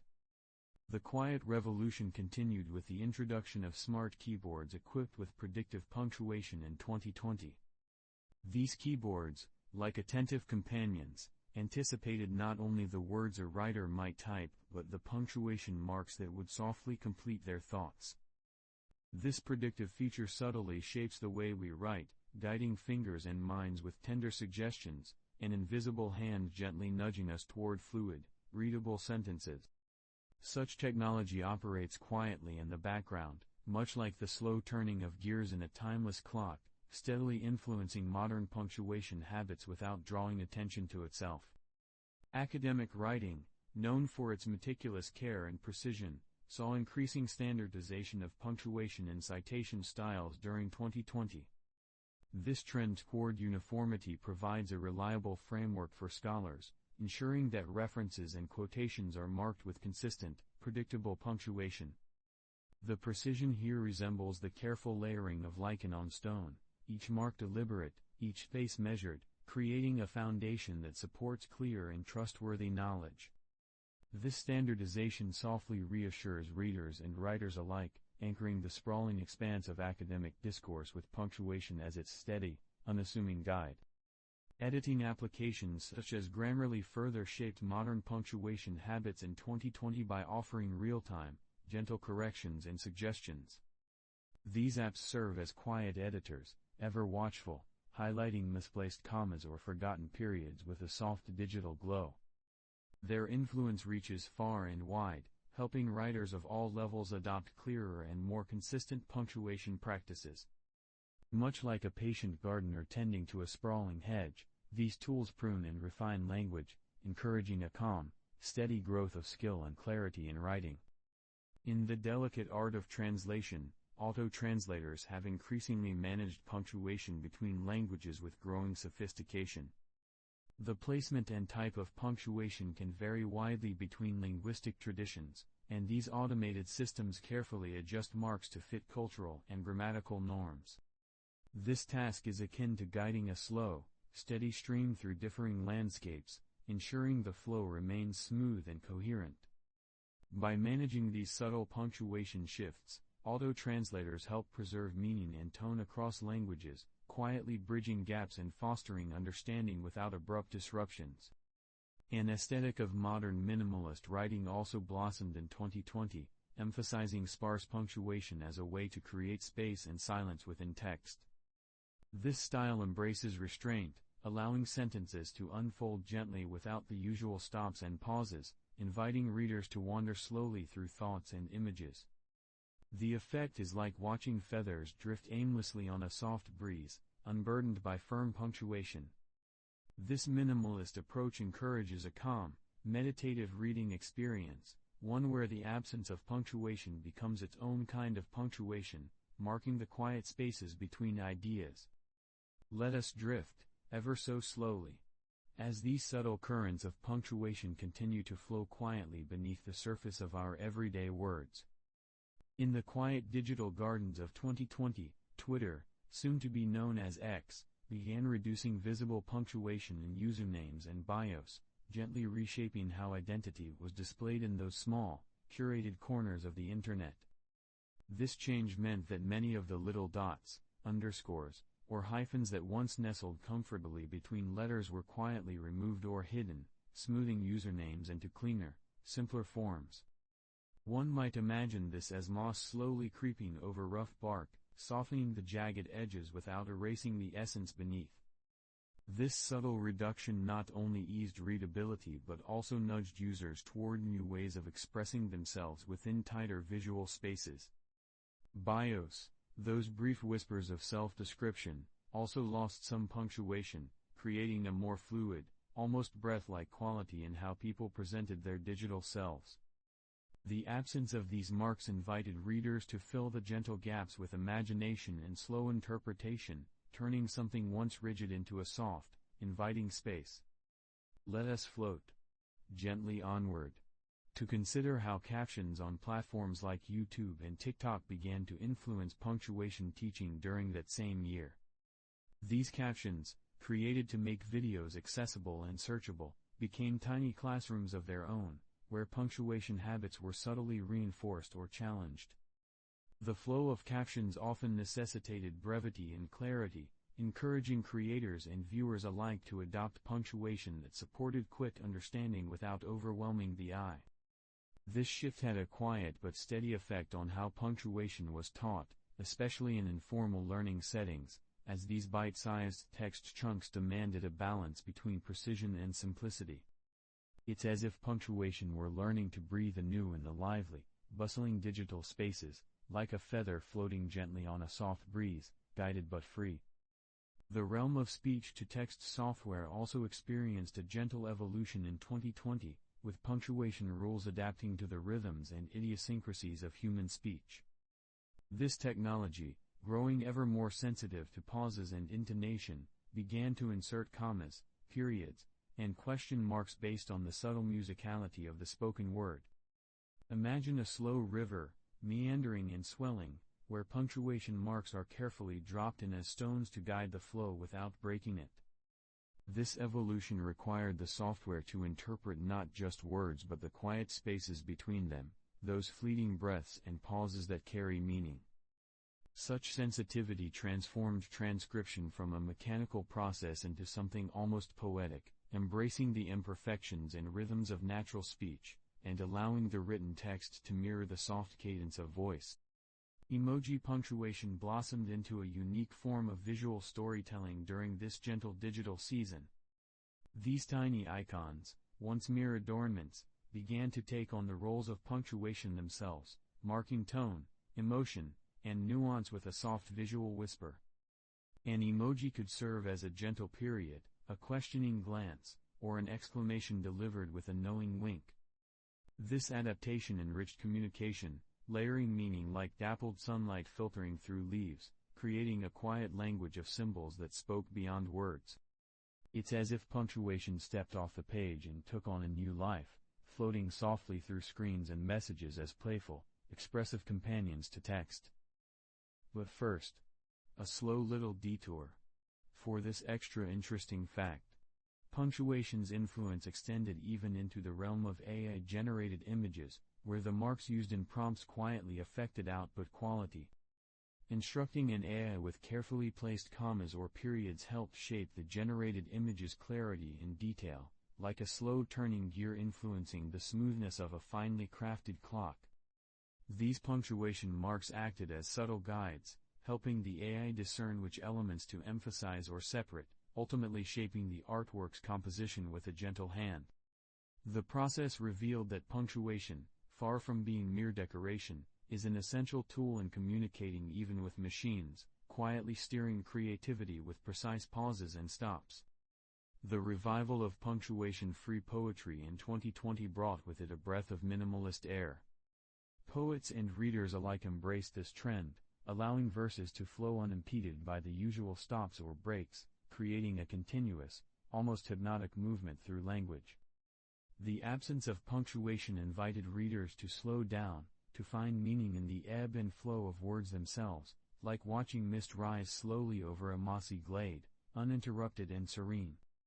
This style reimagined punctuation not as a necessity but as a choice, one that could be set aside to invite new rhythms and moods into poetry's quiet spaces. Creative use of punctuation in brand names also flourished softly in 2020, adding playful quirks and personality to company identities. A name like Yahoo with its exuberant exclamation point carries not just letters but a gentle burst of energy, a punctuation mark that quietly dances alongside the brand itself. Such choices are like the carefully placed knots in a wooden beam, small details that strengthen and characterize, giving brands a unique voice that whispers rather than shouts. This playful punctuation invites consumers into a world where language and identity intertwine in slow, meaningful gestures. Let us drift, ever so slowly, as we continue to explore these soft textures of punctuation shaping the quiet corners of our digital lives. Let us float, gently onward, to the evolving world of modern user experience, where in 2020, UX writing guidelines began to adapt punctuation with a tender awareness of tone. These guidelines acknowledge that punctuation is not merely about rules but about creating feelings, soft signals that guide a user's emotional journey through an app or website. Commas might be used to slow a reader's breath, while periods can offer reassuring finality, and ellipses suggest gentle anticipation. UX writers, like careful gardeners of language, prune and place punctuation marks to craft an inviting and clear experience. This approach considers the quiet spaces between words as carefully as the words themselves, allowing punctuation to act as a slow, steady heartbeat beneath the interface, helping users feel understood and unhurried as they navigate digital paths. The subtle art of punctuation styling took another quiet turn in 2020 with generative AI tools beginning to adjust punctuation based on the intended audience. These tools, trained on vast troves of text, learned to mimic the gentle rhythms and pauses suited to different readers, whether formal, casual, or somewhere in between. Imagine a slow-turning gear in a machine that adjusts its pace to match the gentle hum of varied voices. For a younger audience, punctuation might be looser and playful; for professional readers, more precise and restrained. This adaptability shows how punctuation isn't fixed but a living, breathing part of communication, capable of changing shape to meet the soft needs of those who receive it. Social media platforms, ever watchful of how language flows online, developed autocorrect rules for punctuation in 2020 that whispered suggestions and corrections to users as they typed. These invisible assistants gently guided commas, periods, and question marks into their proper places, smoothing out digital conversations like a soft breeze rustling through leaves. Autocorrect rules evolved to respect casual tones while still preserving clarity, balancing the tension between informal chat and readable text. This quiet intervention helped shape the punctuation habits of millions, teaching through gentle correction rather than overt enforcement, much like a patient teacher who nudges a wandering hand back to the right path with a soft touch. News headlines, shaped by the demands of brevity and immediacy, increasingly chose to omit punctuation in 2020, creating stark, punchy lines that carry information with rapid clarity. This omission produces a brisk rhythm, like fallen leaves scattering in a sudden gust, where punctuation is sacrificed for speed and impact. The absence of commas or periods allows the headline to stand stark and unadorned, drawing the eye swiftly without pause. Yet, this practice also invites readers to fill the gaps with their own gentle interpretation, turning headlines into open invitations to think softly and quickly at once, where the quiet spaces between words become as important as the words themselves. In the realm of memes, punctuation's role grew whimsically inconsistent during 2020, becoming a tool of humor and surprise. Inconsistent punctuation, whether missing periods, exaggerated exclamation points, or misplaced commas, adds a layer of playful chaos that tickles the mind softly, like a feather brushing the skin unexpectedly. These deliberate quirks mimic the imperfect rhythms of speech and thought, making memes feel alive and spontaneous. It's as if punctuation steps out of its usual quiet role to dance briefly in the spotlight, inviting laughter through gentle disruption and unexpected turns, reminding us that language need not always be orderly to be enjoyed. Platforms like Medium and other blogging sites began introducing stylized punctuation defaults in 2020, softly shaping how writers' texts appeared by default. These defaults, designed to harmonize with the platform's aesthetic, applied gentle tweaks to quotation marks, ellipses, and dashes, creating a cohesive, polished appearance that felt like warm moss underfoot. Writers found their words softly framed by these subtle adjustments, enhancing readability and tone without conscious effort. This evolution illustrates how punctuation, while often unnoticed, plays a vital role in the overall texture and mood of written expression, quietly influencing the reader's experience like the slow, steady ticking of a well-made clock. Audiobooks, ever attuned to the spoken word, adapted punctuation into vocal pauses with increasing finesse in 2020. Narrators learned to interpret commas, periods, and other marks not merely as signals to stop but as cues for breath and emotion, guiding listeners through the gentle ebb and flow of language. A well-placed pause might feel like the soft settling of a feather or the slow turning of a gear, giving the listener time to absorb and reflect. This vocal adaptation brings punctuation into the realm of sound, transforming silent marks on a page into oral textures that soothe and lull the mind. Through this, punctuation becomes a bridge between written text and spoken art, a gentle dance of silence and sound. In the gentle unfolding of 2020, digital storytelling applications began to craft unique punctuation styles tailored to different genres, shaping how narratives softly unfold across screens. Imagine an app that understands the subtle differences between a mystery's slow suspenseful build and a romantic tale's tender pauses, adjusting commas, dashes, and ellipses accordingly to match each mood. This tailored punctuation acts like the gentle moss underfoot, cushioning each step of the story and guiding readers through the winding paths of digital narratives. By molding punctuation to genre, these apps encourage writers to think beyond mere correctness, inviting them to consider how pauses and stops can become delicate instruments of tone and rhythm, subtly influencing the emotional texture of a tale. The soft shaping of language here feels like a slow breeze arranging fallen leaves, each punctuation mark placed to enhance rather than interrupt the flow. Let us float gently onward to the bustling world of Reddit, where threads became unexpected forums for crowd-led punctuation-style debates throughout 2020. Users, gathered like a forest of diverse voices, gently argued over the placement of commas, the necessity of Oxford commas, or the use of semicolons in casual writing. These discussions rarely erupted into heated storms but rather unfolded as calm, meandering conversations, much like watching a slow stream trace its way through rocks and moss. Through these communal exchanges, punctuation emerged not as a set of rigid commandments but as a living conversation, ever evolving and shaped by collective habits and preferences. This dynamic environment highlighted how punctuation lives and breathes within communities, reflecting shared understandings and gentle disagreements alike. Meanwhile, OpenAI models trained in 2020 on a vast diversity of text embraced an expansive range of punctuation usage, learning to replicate the subtle rhythms and pauses of human writing with remarkable nuance. These models absorbed punctuation not as fixed rules but as flexible tools, adapting to tone, style, and context across millions of examples. Imagine a slow-turning gear mechanism learning to adjust its pace to the different tempos of countless texts, from formal essays to casual chats. This diversity taught AI to produce text that could mimic both the crisp clarity of a well-edited article and the meandering breath of a casual letter.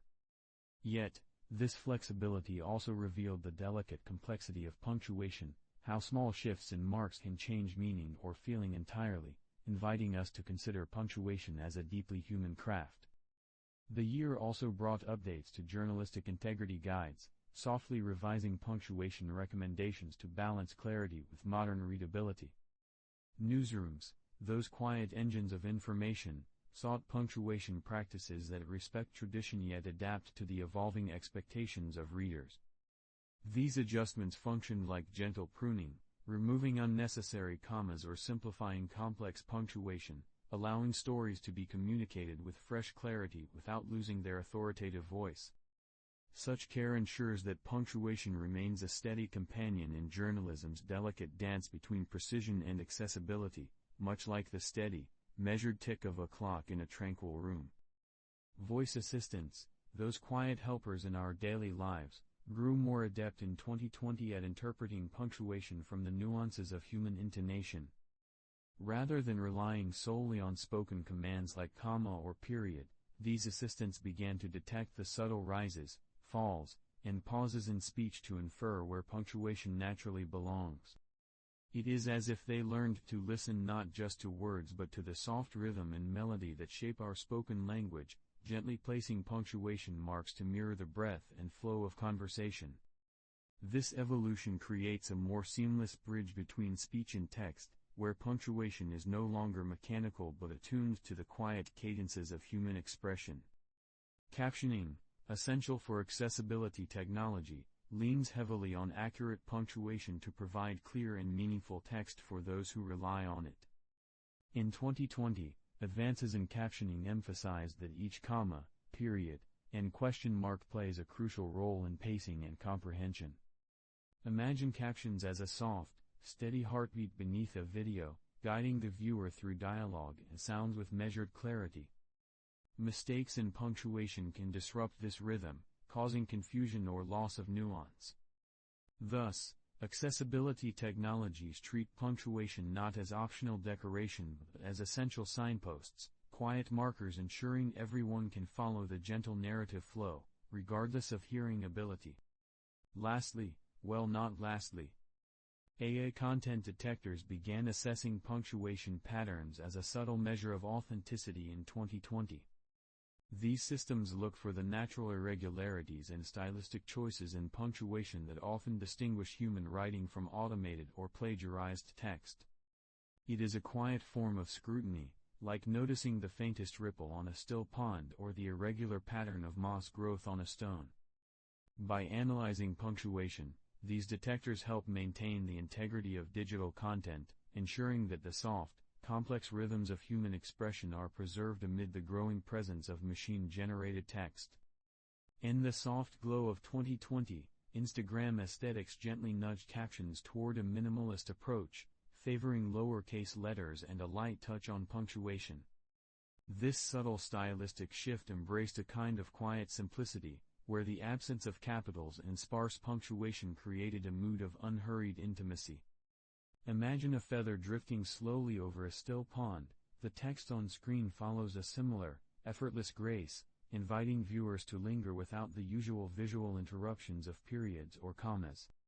This lowercase, punctuation-light style became a gentle signature of digital expression, evoking feelings of calm and casual connection. It's as if the punctuation marks themselves took a step back, allowing words to flow softly together like moss growing uninterrupted on ancient stones, creating an aesthetic that feels both natural and carefully curated. Let us float gently onward into the world of resume writing in 2020, where trends emphasized a quiet but firm consistency in punctuation. In these documents, those soft whispers of professional identity, punctuation serves as a steady rhythm, providing clarity and polish without drawing attention to itself. Recruiters and career coaches encourage the careful use of commas, periods, and colons to create a uniform flow, avoiding abrupt or jarring stops that could disturb the reader's gentle glide through experience and skills. This insistence on consistency acts like the measured turning of gears in a well-crafted clock, ensuring every detail fits smoothly and predictably, reassuring the reader with its quiet orderliness. Such punctuation choices quietly communicate professionalism and attention to detail, wrapping the applicant's story in a soft but sturdy linguistic cloak. Scriptwriters crafting content for TikTok videos in 2020 often chose to omit punctuation altogether, mimicking the natural rhythms and casual flow of everyday speech. This choice allowed dialogue and narration to feel unfiltered and spontaneous, like watching feathers float lazily in a warm breeze, unencumbered by the firm anchors of commas or periods. Without punctuation, sentences blend and overlap, inviting listeners to catch meaning through tone and timing rather than visual cues. This style suits TikTok's fast-paced, conversational nature, offering an authentic voice that feels as relaxed as a slow stroll through a mossy forest. It is a deliberate softness in writing, one that welcomes imperfection and embraces the fluidity of spoken language in a digital age. But first, a slow little detour. For this extra interesting fact, writing applications introduced tone-checking features in 2020, linking punctuation use closely with the emotional and stylistic qualities of text. These tools, like gentle guides, suggest adjustments to punctuation to better convey tone, softening sentences with well-placed commas or avoiding overly abrupt periods to maintain a friendly cadence. The technology helps writers tune their voice, ensuring that punctuation not only structures sentences but shapes mood and personality. It's as if punctuation becomes a musical instrument, its marks contributing notes to the melody of communication, helping words float smoothly rather than collide. Such features remind us that punctuation's role extends beyond grammar into the realm of feeling and connection. In the realm of online petitions and activism graphics, bold punctuation marks found a new purpose in 2020, conveying urgency and rallying energy. Exclamation points, question marks, and bolded periods became visual beacons, punctuating calls to action with a loud but measured intensity. These punctuation marks, often enlarged or stylized, serve as the digital equivalents of a slow, steady drumbeat, compelling attention without shouting. They transform simple phrases into powerful statements, wrapping passion and seriousness in symbols that speak louder than words alone. This use of punctuation shows how these small marks can carry weight, becoming focal points of meaning amid the soft swirl of digital activism. YouTube titles in 2020 frequently omitted punctuation marks, a strategy designed to enhance search visibility and algorithmic friendliness. By removing commas, periods, and question marks, creators allowed titles to read as uninterrupted streams of keywords, gently flowing into search engines' logic without interruption. This punctuation lightness softens titles into seamless phrases, much like moss spreading evenly across stones, making them more discoverable and accessible. While this practice sometimes sacrifices traditional clarity, it creates a new kind of digital rhythm, one tuned not for human pauses but for the quiet workings of machine understanding. Punctuation subtly shapes sentiment in product reviews, a fact increasingly recognized in 2020. Commas and periods can create a sense of calm and order, while exclamation marks or ellipses might hint at enthusiasm or hesitation. The placement and choice of these marks influence how readers interpret the emotional tone behind the words, like soft colors tinting a quiet landscape.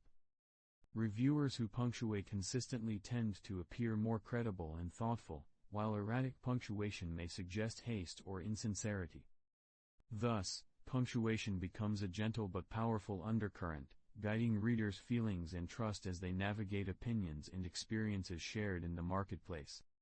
In the gentle hum of LinkedIn posts during 2020, professionals engaged in a quiet but persistent debate over the Oxford comma, the small, almost shy punctuation mark nestled before the last item in a list. This little comma, often overlooked, found itself at the center of thoughtful discussions, much like moss slowly creeping over a tree trunk, subtle yet unignorable. Advocates for the Oxford comma cherished its ability to prevent ambiguity, seeing it as a soft pause that clarifies meaning and keeps ideas neatly separated. Opponents, on the other hand, preferred a leaner style, viewing the comma as an unnecessary extra step that could be skipped for brevity's gentle flow. These debates meandered calmly, reflecting broader tensions between tradition and economy in written communication. The Oxford comma's quiet presence became a symbol of careful craftsmanship versus modern minimalism, whispering to readers that even the smallest punctuation mark can shape the tone and clarity of a message. Let us float gently onward into the colorful realm of digital comics, where stylized punctuation took on a life of its own in 2020. Here, punctuation marks are not just structural tools but expressive voices, shaping character and mood in tandem with art. Imagine a slow stream winding through a forest, where punctuation dances like dappled sunlight filtering through leaves. Exclamation points might spring with sudden excitement, ellipses trail off like a fading whisper, and question marks curl with curiosity or doubt. These carefully chosen marks act as the unseen actors behind dialogue bubbles, lending softness, tension, or humor to the unfolding story. In this delicate interplay, punctuation becomes a vital part of the narrative's heartbeat, guiding readers gently through each panel with rhythmic, tender nuance. Medium articles witnessed a revival of long-form punctuation styles in 2020, inviting writers and readers alike into a world of intricate sentence structures adorned with commas, semicolons, and colons. This renaissance of elaborate punctuation felt like the slow unfurling of ferns in a shaded glade, each mark a careful step in a thoughtful dance of ideas. Writers embraced the opportunity to create rhythm and depth, allowing sentences to breathe and bloom with contemplative pauses and layered meaning. Such punctuation choices transform reading into a leisurely stroll, inviting readers to savor language's texture and nuance rather than rush through content. This return to a more measured style suggests a collective yearning for calm reflection amid the swift currents of digital life. The noisy world of clickbait headlines in 2020, in contrast, leaned heavily on exaggerated punctuation to capture fleeting attention. Exclamation points multiplied with a frenetic energy, question marks stacked like restless waves, and ellipses stretched endlessly, creating a punctuation storm that jolts the reader awake like sudden thunder in a quiet forest. These marks amplify urgency and excitement, breaking the gentle rhythms of traditional writing to provoke curiosity and clicks. Though brash and bold, this punctuation serves a strategic purpose, transforming headlines into loud invitations that beckon with energetic insistence. Beneath the surface, this exaggeration reflects a keen understanding of punctuation's power to manipulate emotion and direct focus in the fast-moving digital landscape.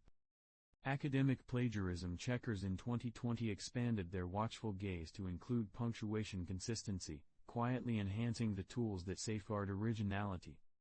These systems scan for patterns in comma use, semicolon placement, and other punctuation choices to detect potential copying or stylistic mimicry.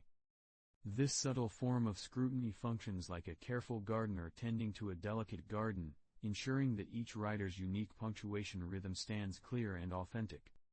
By maintaining consistency, plagiarism checkers help preserve the gentle individuality of scholarly voices, fostering trust and respect in academic communication. This development highlights punctuation not only as a grammatical necessity but also as a fingerprint of personal expression. But first, a slow little detour. For this extra interesting fact, translation software in 2020 faced the delicate challenge of multilingual punctuation, adapting marks to fit diverse linguistic norms. Different languages apply punctuation in varying ways. Periods, commas, quotation marks, and question marks shift in placement and meaning, like soft shadows shifting through a forest canopy. Advanced translation tools learned to navigate these nuances carefully, ensuring that punctuation preserved meaning, tone, and readability as text traveled from one language to another. This intricate balancing act reflects punctuation's role as a gentle bridge between cultures and expressions, helping stories and ideas move smoothly across borders without losing their quiet essence. Design software embraced typographic punctuation presets in 2020, providing users with curated sets of marks that align with specific aesthetic and functional goals. These presets offer a gentle guide for shaping commas, quotation marks, dashes, and other marks, helping text flow harmoniously within visual layouts. Like arranging stones on a woodland path, these presets ensure that punctuation enhances rather than disrupts the overall design. By standardizing punctuation's look and feel, design software supports a calm and cohesive visual experience, blending form and function in a slow, balanced rhythm. This thoughtful integration reminds us that punctuation is not merely functional but also an essential part of visual storytelling. Children's learning platforms took a playful turn in 2020 by introducing gamified punctuation exercises, transforming the often dreaded practice of commas and periods into engaging adventures. These interactive games invite young learners to explore punctuation like gentle wanderers in a mossy glen, discovering how pauses and stops help language breathe and come alive. By wrapping lessons in stories and challenges, these platforms nurture a soft familiarity with punctuation's rhythms and roles, encouraging patience and curiosity. This joyful approach plants early seeds of linguistic confidence, allowing children to see punctuation not as a set of rigid rules but as a comforting, guiding presence in the garden of language. In the quietly unfolding world of 2020, emoji and punctuation combinations began to weave themselves into an informal grammar all their own, a playful, visual language softly nesting between traditional marks and expressive icons.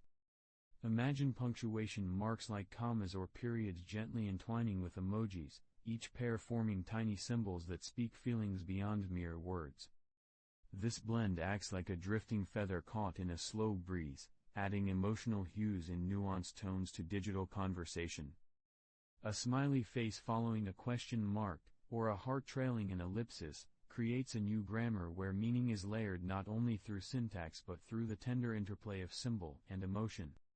This informal grammar invites a relaxed, creative approach to punctuation, gently loosening strict rules to embrace the warm, fluid pulse of human expression in text.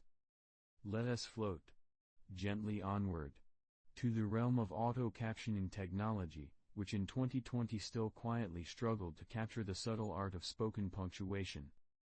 Despite advances, speech-to-text systems found it challenging to detect the soft rises, falls, and pauses in voice that cue punctuation placement. Like watching slow gears turn but occasionally falter, these systems often missed or misplaced commas, periods, and question marks, resulting in captions that sometimes read more like unbroken streams than carefully paused speech. This limitation reminds us that punctuation is not merely mechanical but deeply tied to the nuances of human breath and intonation. The gentle rhythms of spoken language remain a delicate frontier for technology to master, where every pause holds meaning and silence is as important as sound. Legal contracts, steadfast bastions of tradition in 2020, continued to prioritize precise and traditional punctuation with a quiet rigor that resembles the slow but deliberate movement of ancient moss-covered stones. Here, every comma, semicolon, and period carries weighty significance, shaping obligations, rights, and interpretations with exacting care. The exact placement of a comma can alter responsibilities or liabilities, making punctuation an unyielding guardian of clarity and fairness. This precision ensures contracts remain unambiguous and enforceable, where punctuation acts as the slow, steady heartbeat beneath the formal language, a silent but vital protector of legal certainty. It is a realm where softness gives way to firmness, and every mark must be placed with mindful precision. In the same year, AI-style tools began adapting punctuation rules specifically for corporate brands, quietly tailoring marks to reflect distinct brand voices and identities. These tools, like careful gardeners pruning language, choose punctuation that aligns with a company's tone, whether warm and approachable or crisp and professional.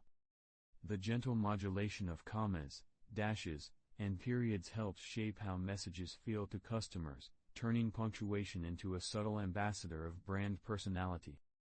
This adaptation acknowledges that punctuation does not merely serve grammar but also mood and image, quietly influencing perception through the careful pacing and rhythm of text.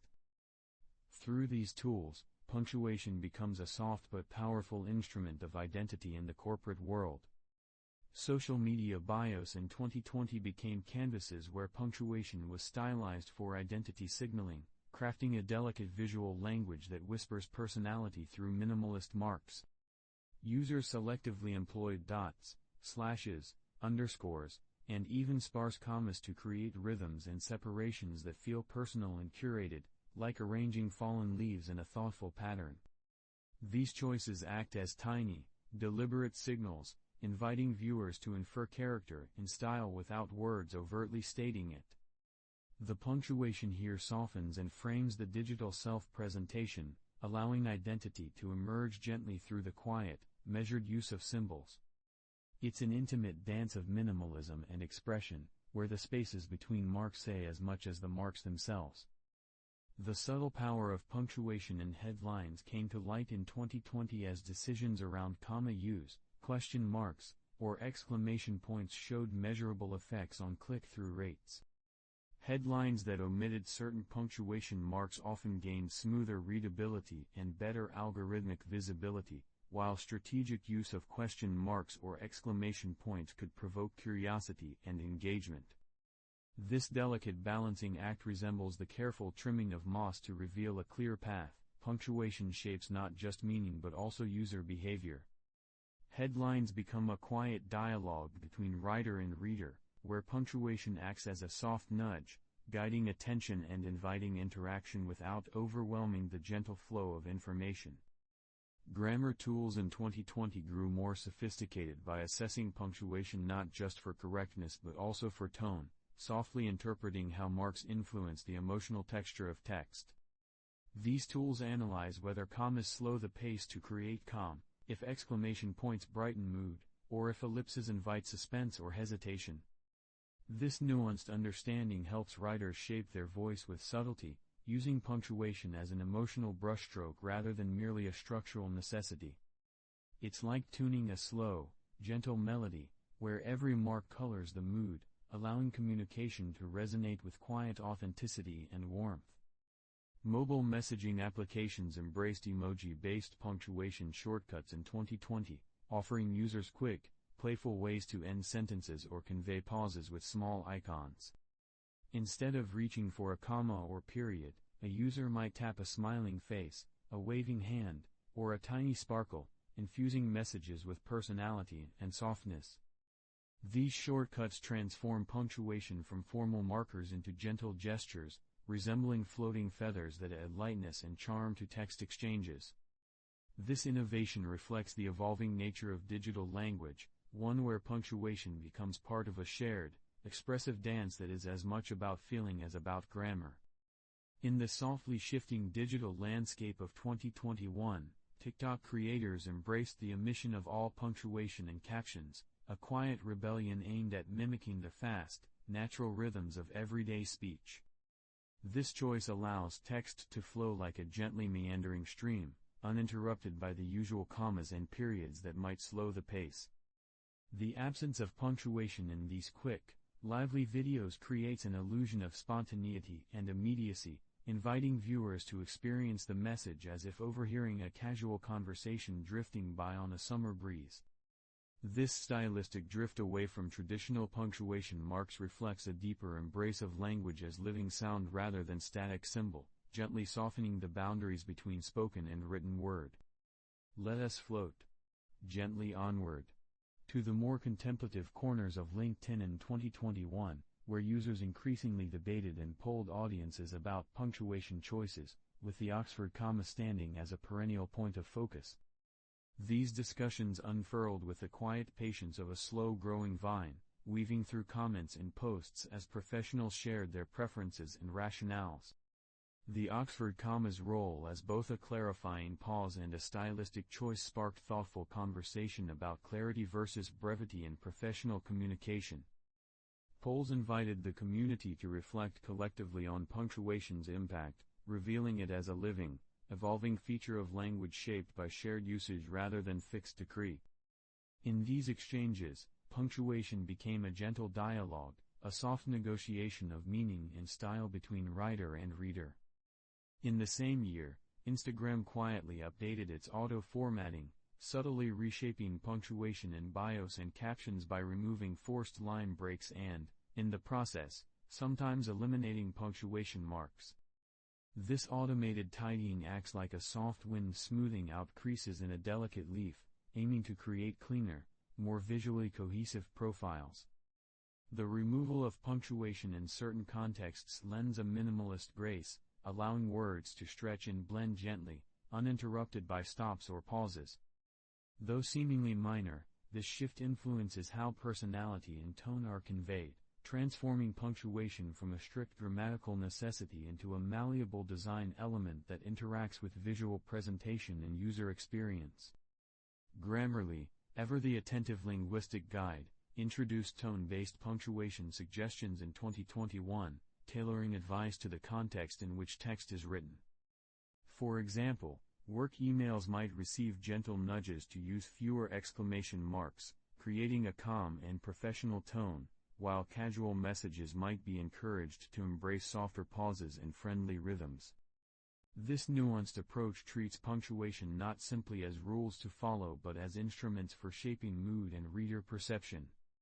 The software suggestions become a slow, guiding hand, helping writers craft text that sounds just right for its setting, whether softly formal or warmly conversational, reminding us that punctuation's true power lies in its subtle influence on tone. Let us float gently onward into the playful world of Gen Z messaging in 2021, where emojis began replacing traditional question marks and exclamation points. Instead of typing "really?", a message might end with a curious or surprised emoji, blending visual and textual cues into a seamless expression of tone. These emoji substitutions act like tiny floating feathers, soft punctuation marks that convey nuance, attitude, and emotion in a way that words alone sometimes cannot. This informal grammar invites a relaxed, imaginative interaction with language, embracing a gentler, more colorful way to communicate urgency or inquiry. It's a tender evolution of punctuation, one that feels more like a shared wink than a formal statement. And then, drifting into 2022, business communication platforms like Microsoft Teams and Slack began implementing predictive punctuation features, softly anticipating users' needs as they typed. These intelligent systems offer gentle suggestions for commas, periods, and other marks, helping maintain clarity and professionalism in fast-paced chats. The predictive nature of this technology acts like a patient guide walking beside the user, offering punctuation marks as quiet signposts that keep messages flowing smoothly. This assistance eases the cognitive load of multitasking communication, allowing workers to focus on meaning and connection rather than pausing to remember grammar rules. In this way, punctuation becomes a subtle partner in our digital conversations, quietly shaping clarity and tone without interrupting the natural rhythm of dialogue. In the gentle unfolding of 2022, scholars delved softly into the subtle world of punctuation tone, publishing studies that explored how marks like the humble period and the spirited exclamation point influence emotional perception in digital communication. Picture these punctuation marks as quiet moss patches on the vast forest floor of language, small, often overlooked, yet shaping the very atmosphere of the textual landscape. The period, steady and unassuming, signals calm closure and a sense of finality, its presence inviting the reader to pause, rest, and absorb. The exclamation point, in contrast, sends a gentle ripple of excitement or urgency through the sentence, like a sudden flutter of a feather caught in a slow breeze. These studies revealed that the choice between these marks can deeply affect how messages are felt, calm or urgent, warm or distant, without the reader consciously noting the difference. Such findings remind us that punctuation is more than structure, it is an emotional compass guiding readers softly through the quiet forest of words. Let us float gently onward to the world of AI-generated content tools in 2022, where platforms like Jasper and Copy.ai began delicately adjusting punctuation tone based on the desired writing style, whether formal or casual. These tools operate like patient gardeners tending a linguistic garden, carefully choosing whether to plant the measured, composed periods of formal prose or the lighter, more playful exclamations and commas of casual chat. The AI models analyze context, audience, and intent, gently weaving punctuation marks that harmonize with the mood and purpose of the text. This evolution reveals punctuation's malleable nature, its ability to bend and shape itself to suit different voices and atmospheres, from the steady tick of a slowly turning gear to the soft rustle of leaves in a quiet glade.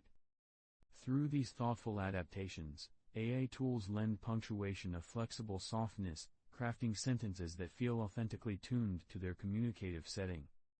But first, a slow little detour. For this extra interesting fact. Unicode 14.0, released in 2022, expanded its treasure trove of symbols by adding punctuation like characters used for cultural or regional expression, ornamental marks that sparkle like delicate dewdrops on a spider's web in the early morning. These new characters, though subtle, carry rich layers of meaning and heritage, offering writers and typographers gentle new tools to express identity and style. Whether curling flourishes or tiny decorative dots, these ornamental marks add visual texture and rhythm to text, much like moss patterns decorate ancient stones. They invite readers to slow down and appreciate the artistry hidden within writing's quiet details, reminding us that punctuation can be both functional and beautiful, a bridge between communication and cultural expression. In response to a rising tide of informality in student writing, schools in 2022 began reintroducing formal punctuation instruction, encouraging learners to rediscover the calm structure that punctuation offers. This gentle return to basics acts like a steady hand guiding a meandering stream back into its clear, orderly bed. Teachers focused on the nuanced roles of commas, semicolons, and periods, encouraging students to see these marks not as burdensome rules but as soft signposts that shape meaning and clarity. This revival of formal instruction nurtures patience and mindfulness in writing, helping young minds appreciate the quiet power of punctuation to slow the reader's pace, to invite reflection, and to connect thoughts seamlessly. It's a gentle reminder that even in a world that moves fast, punctuation offers a sanctuary of calm and order. Let us drift, ever so slowly, into 2023, where OpenAI's ChatGPT and other large language models quietly became central teachers of punctuation for non-native speakers. These AI companions patiently guide learners through the delicate patterns of commas, periods, and question marks, providing tailored feedback that feels like a soft whisper rather than a stern correction. Through endless examples and gentle explanations, these tools help build confidence and understanding, bridging linguistic gaps with the tender care of a slow-growing vine wrapping around a tree trunk. The models adapt to diverse languages and cultural contexts, offering a personalized rhythm and flow that resonates deeply with each learner. This new role of AI as a punctuation tutor highlights how technology can nurture language learning with warmth and patience, transforming what once felt like a daunting maze into a serene forest path. Social media brands in 2023 began experimenting with intentional punctuation errors in their campaigns, softly bending the rules to attract younger audiences. These playful deviations, missing commas, extra periods, or unexpected capitalization, act like a gentle breeze that ruffles the leaves of conventional grammar, signaling approachability and trendiness. This stylistic choice invites engagement by creating a sense of authenticity and casualness, much like an artist's deliberate brushstroke on a canvas. These errors become quiet markers of identity, setting a relaxed tone that resonates with audiences seeking connection over perfection. Through this tender rebellion, punctuation evolves from strict rule-keeper to a flexible, expressive tool, helping brands craft messages that feel both modern and warmly human.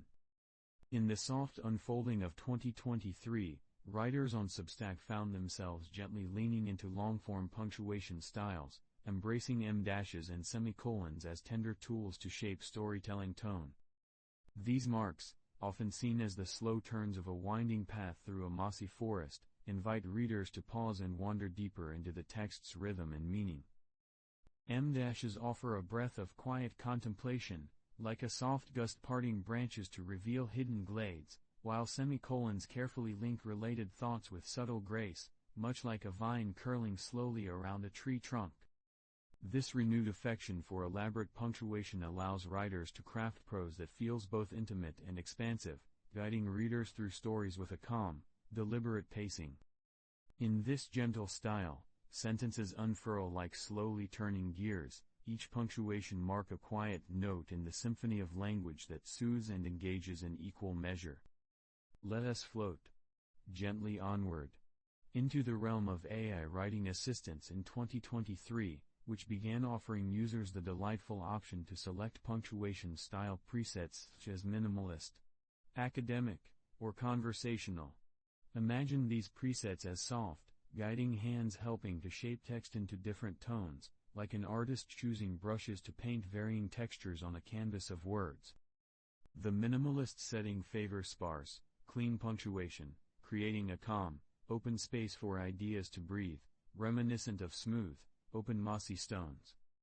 The academic preset embraces precision and formality, encouraging the careful placement of commas and semicolons like deliberate footsteps along a well-worn path. Meanwhile, the conversational style invites relaxed, flowing punctuation that mimics the gentle ebb and flow of spoken language. This tailoring of punctuation style allows users to craft writing that resonates authentically with their intent, as though tuning the delicate strings of a lullaby to suit different moods and moments. But first, a slow little detour. For this extra interesting fact, the year 2023 also saw the peak of the period equals passive aggression meme, which quietly influenced the tone of formal workplace messaging. In this curious twist of digital etiquette, the simple period at the end of a sentence began to be read as a subtle sign of displeasure or finality rather than just punctuation's usual gentle closure. This shift in perception resembles a soft shadow falling over what was once a neutral pause, turning it into something heavier, almost like a slowly darkening sky behind the trees. This change led many professionals to reconsider their use of periods in emails and texts, opting instead for open-ended sentences or emojis to soften the tone and maintain harmony. The phenomenon highlights how punctuation, even as small as a single dot, carries emotional weight that ripples softly through communication, reshaping how we interpret everyday messages. Drifting into 2024, both Apple and Android keyboards quietly updated their punctuation prediction algorithms to better adapt to individual user texting styles. This technological embrace acts like a slow, attentive gardener who notices the unique growth patterns of each plant, offering suggestions that fit naturally and harmoniously. Whether a user favors casual chats sprinkled with ellipses or formal messages punctuated by precise commas and periods, the keyboards gently learn and anticipate these habits, offering punctuation marks that feel intuitive and personalized. This evolution eases the flow of digital conversation, allowing punctuation to slip seamlessly into place like soft moss cushioning a forest floor, making the act of typing a quietly soothing experience tailored to each user's rhythm and voice. Let us float gently onward into the vivid world of TikTok trends in 2024, where visual punctuation flourished as a new form of expression. Here, asterisks surrounding words, such as this, or the use of all caps emerged as gentle visual cues that convey action, emphasis, or emotion without a single traditional punctuation mark. These symbols drift like soft feathers on the breeze, adding layers of meaning that words alone may not fully capture. Asterisks act as tender markers of emphasis or description, inviting the viewer to lean in and notice subtle gestures or feelings. Meanwhile, all caps create a quiet crescendo, like the rustling of leaves growing louder in a still forest. This playful punctuation style reflects a desire for richer, more textured communication in short-form video captions, where every symbol carries weight and warmth. Finally, in 2024, Google search algorithms grew more adept at handling punctuation within user queries and optimizing for SEO, quietly transforming how information flows through the digital forest of the Internet. These improvements allow the search engine to gently parse commas, question marks, and other marks to better understand intent and nuance, much like a careful tracker reading faint trails among the trees. By recognizing punctuation's subtle signals, Google can provide more precise, relevant results that honor the delicate intricacies of human language.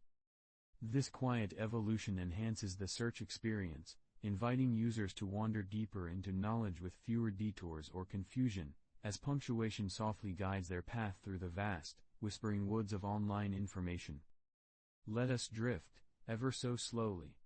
As punctuation continues its serene journey, weaving soft threads of clarity and emotion through the fabric of our shared stories and conversations. In the gentle unfolding of 2024, professional writing platforms such as Hemingway and Quillbot began enhancing their punctuation feedback by delicately tuning into sentence rhythm. Imagine these tools as patient watchmakers, their tiny gears turning slowly to sense the beat and flow of each written line. Rather than merely flagging errors, they started offering suggestions that encourage sentences to breathe with natural cadence, guiding writers toward punctuation that softly shapes pacing and tone. Commas, semicolons, and periods become more than static marks, they emerge as gentle pauses and connectors that orchestrate a languid dance through prose. This refined feedback helps words glide smoothly like moss underfoot in a quiet forest, allowing the writer's voice to sing with subtle harmony and ease. Through this patient attention to rhythm, punctuation gently shifts from rigid rule to poetic partner, nurturing clarity while preserving the text's tender flow. Let us float gently onward to classrooms and quiet study nooks, where in 2024 teachers and educators began embracing AI writing feedback tools to reinforce the delicate rules of commas and semicolons. These digital companions act like soft lanterns casting warm light over the winding paths of language learning, patiently illuminating where pauses and connections can be made clearer. Through repeated, gentle guidance, students learn to appreciate punctuation's role as a slow, comforting rhythm that brings order and grace to their thoughts on the page. By blending human kindness with AI's tireless patience, this partnership encourages learners to internalize punctuation's subtle artistry, shaping confident writers who move through sentences as if walking through a tranquil mossy glade, aware of each step and breath. But first, a slow little detour. For this extra interesting fact.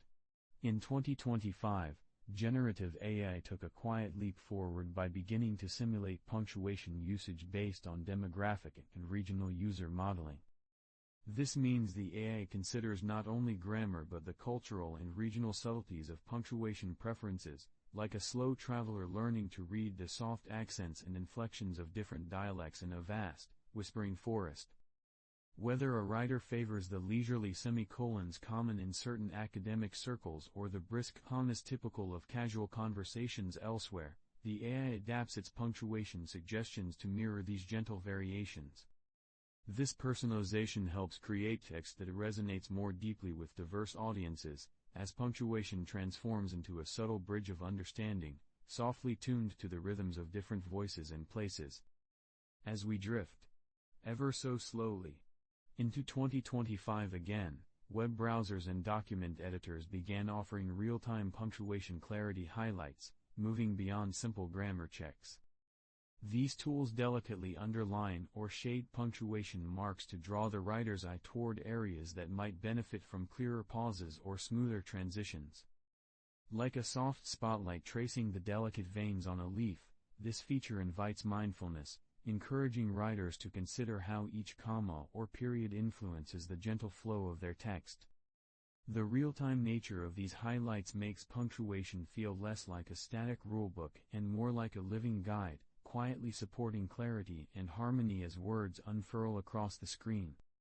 Let us float gently onward into the world of 2025 marketing experiments, where some brands embraced punctuationless marketing to craft ultra-minimalist design campaigns. Here, punctuation vanished entirely, leaving words to stand stark and uncluttered against quiet backgrounds, like smooth stones resting in a serene riverbed. This absence of punctuation lends a calm, open feel to messages, inviting viewers to interpret and connect without the usual guides of commas or periods. The minimalist aesthetic creates space for imagination and reflection, where silence and absence speak as softly as any mark. Such campaigns quietly challenge traditional norms, exploring how punctuation, or its omission, shapes not only clarity but the very mood and identity of communication. In this sparse landscape, the emptiness itself becomes a gentle punctuation, a pause inviting the mind to linger softly on meaning. In the gentle unfolding of 2025, visual punctuation marks such as and stars began to find their quiet place of honor within standardized content style guides tailored for social media marketing. Imagine these sparkling symbols as tiny glowing fireflies flitting softly through the twilight woods of digital communication, each one carefully placed to add bursts of emotion or emphasis without overwhelming the delicate balance of a message. These marks, once the playful adornments of informal chats, were embraced for their ability to convey tone and nuance instantly, bridging gaps where words alone might falter in the rapid scroll of social feeds. Content creators and marketers alike learned to wield these visual punctuations with a tender precision, aligning their use to brand voices and audience expectations. The standardization within style guides acts like a slow, steady rhythm in a softly turning gear, ensuring that these luminous symbols serve as gentle beacons guiding readers' emotions rather than distracting sparks. This evolution reflects an understanding that in the busy forest of online interaction, punctuation is as much about feeling as it is about clarity, quietly shaping how messages are received and felt.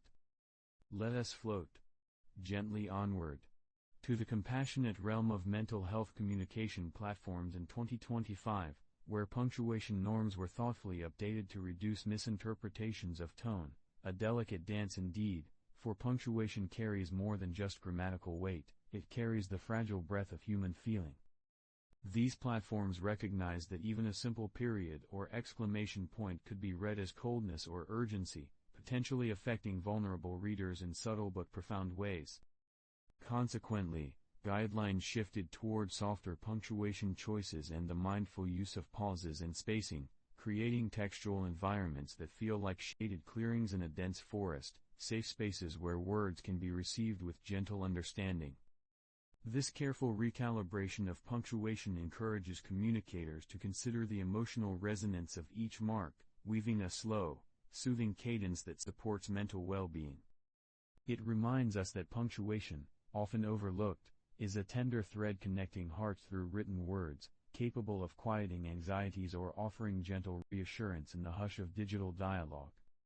And now, a slow little detour for this extra interesting fact. In the realm of education in 2025, AI tutors quietly blossomed into personalized guides, tailoring punctuation instruction to individual students based on their unique writing errors and reading levels. These intelligent companions, like patient forest dwellers familiar with every twisting path and hidden nook, observe each learner's journey through language, gently illuminating the spots where commas might be misplaced, or semicolons forgotten.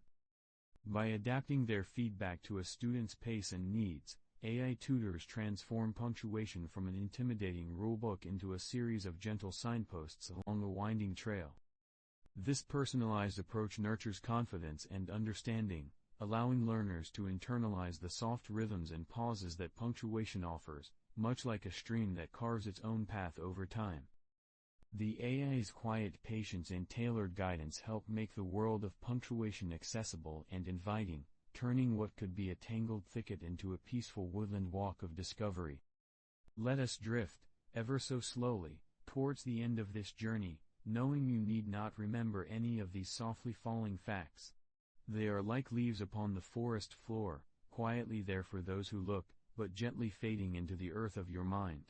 What matters most is the softness of this moment, the slow, predictable rhythm of detail that cradles your thoughts as they wane. No urgency here. Only the steady hum of quiet knowledge, wrapping you in the tender cloak of understanding. And so, if your eyes are closed, if your thoughts are drifting, Then my job here is done for today. Thank you for spending this unremarkable moment with me. You have listened to The Sleepy Sloth, where uninteresting things become the softest lullabies.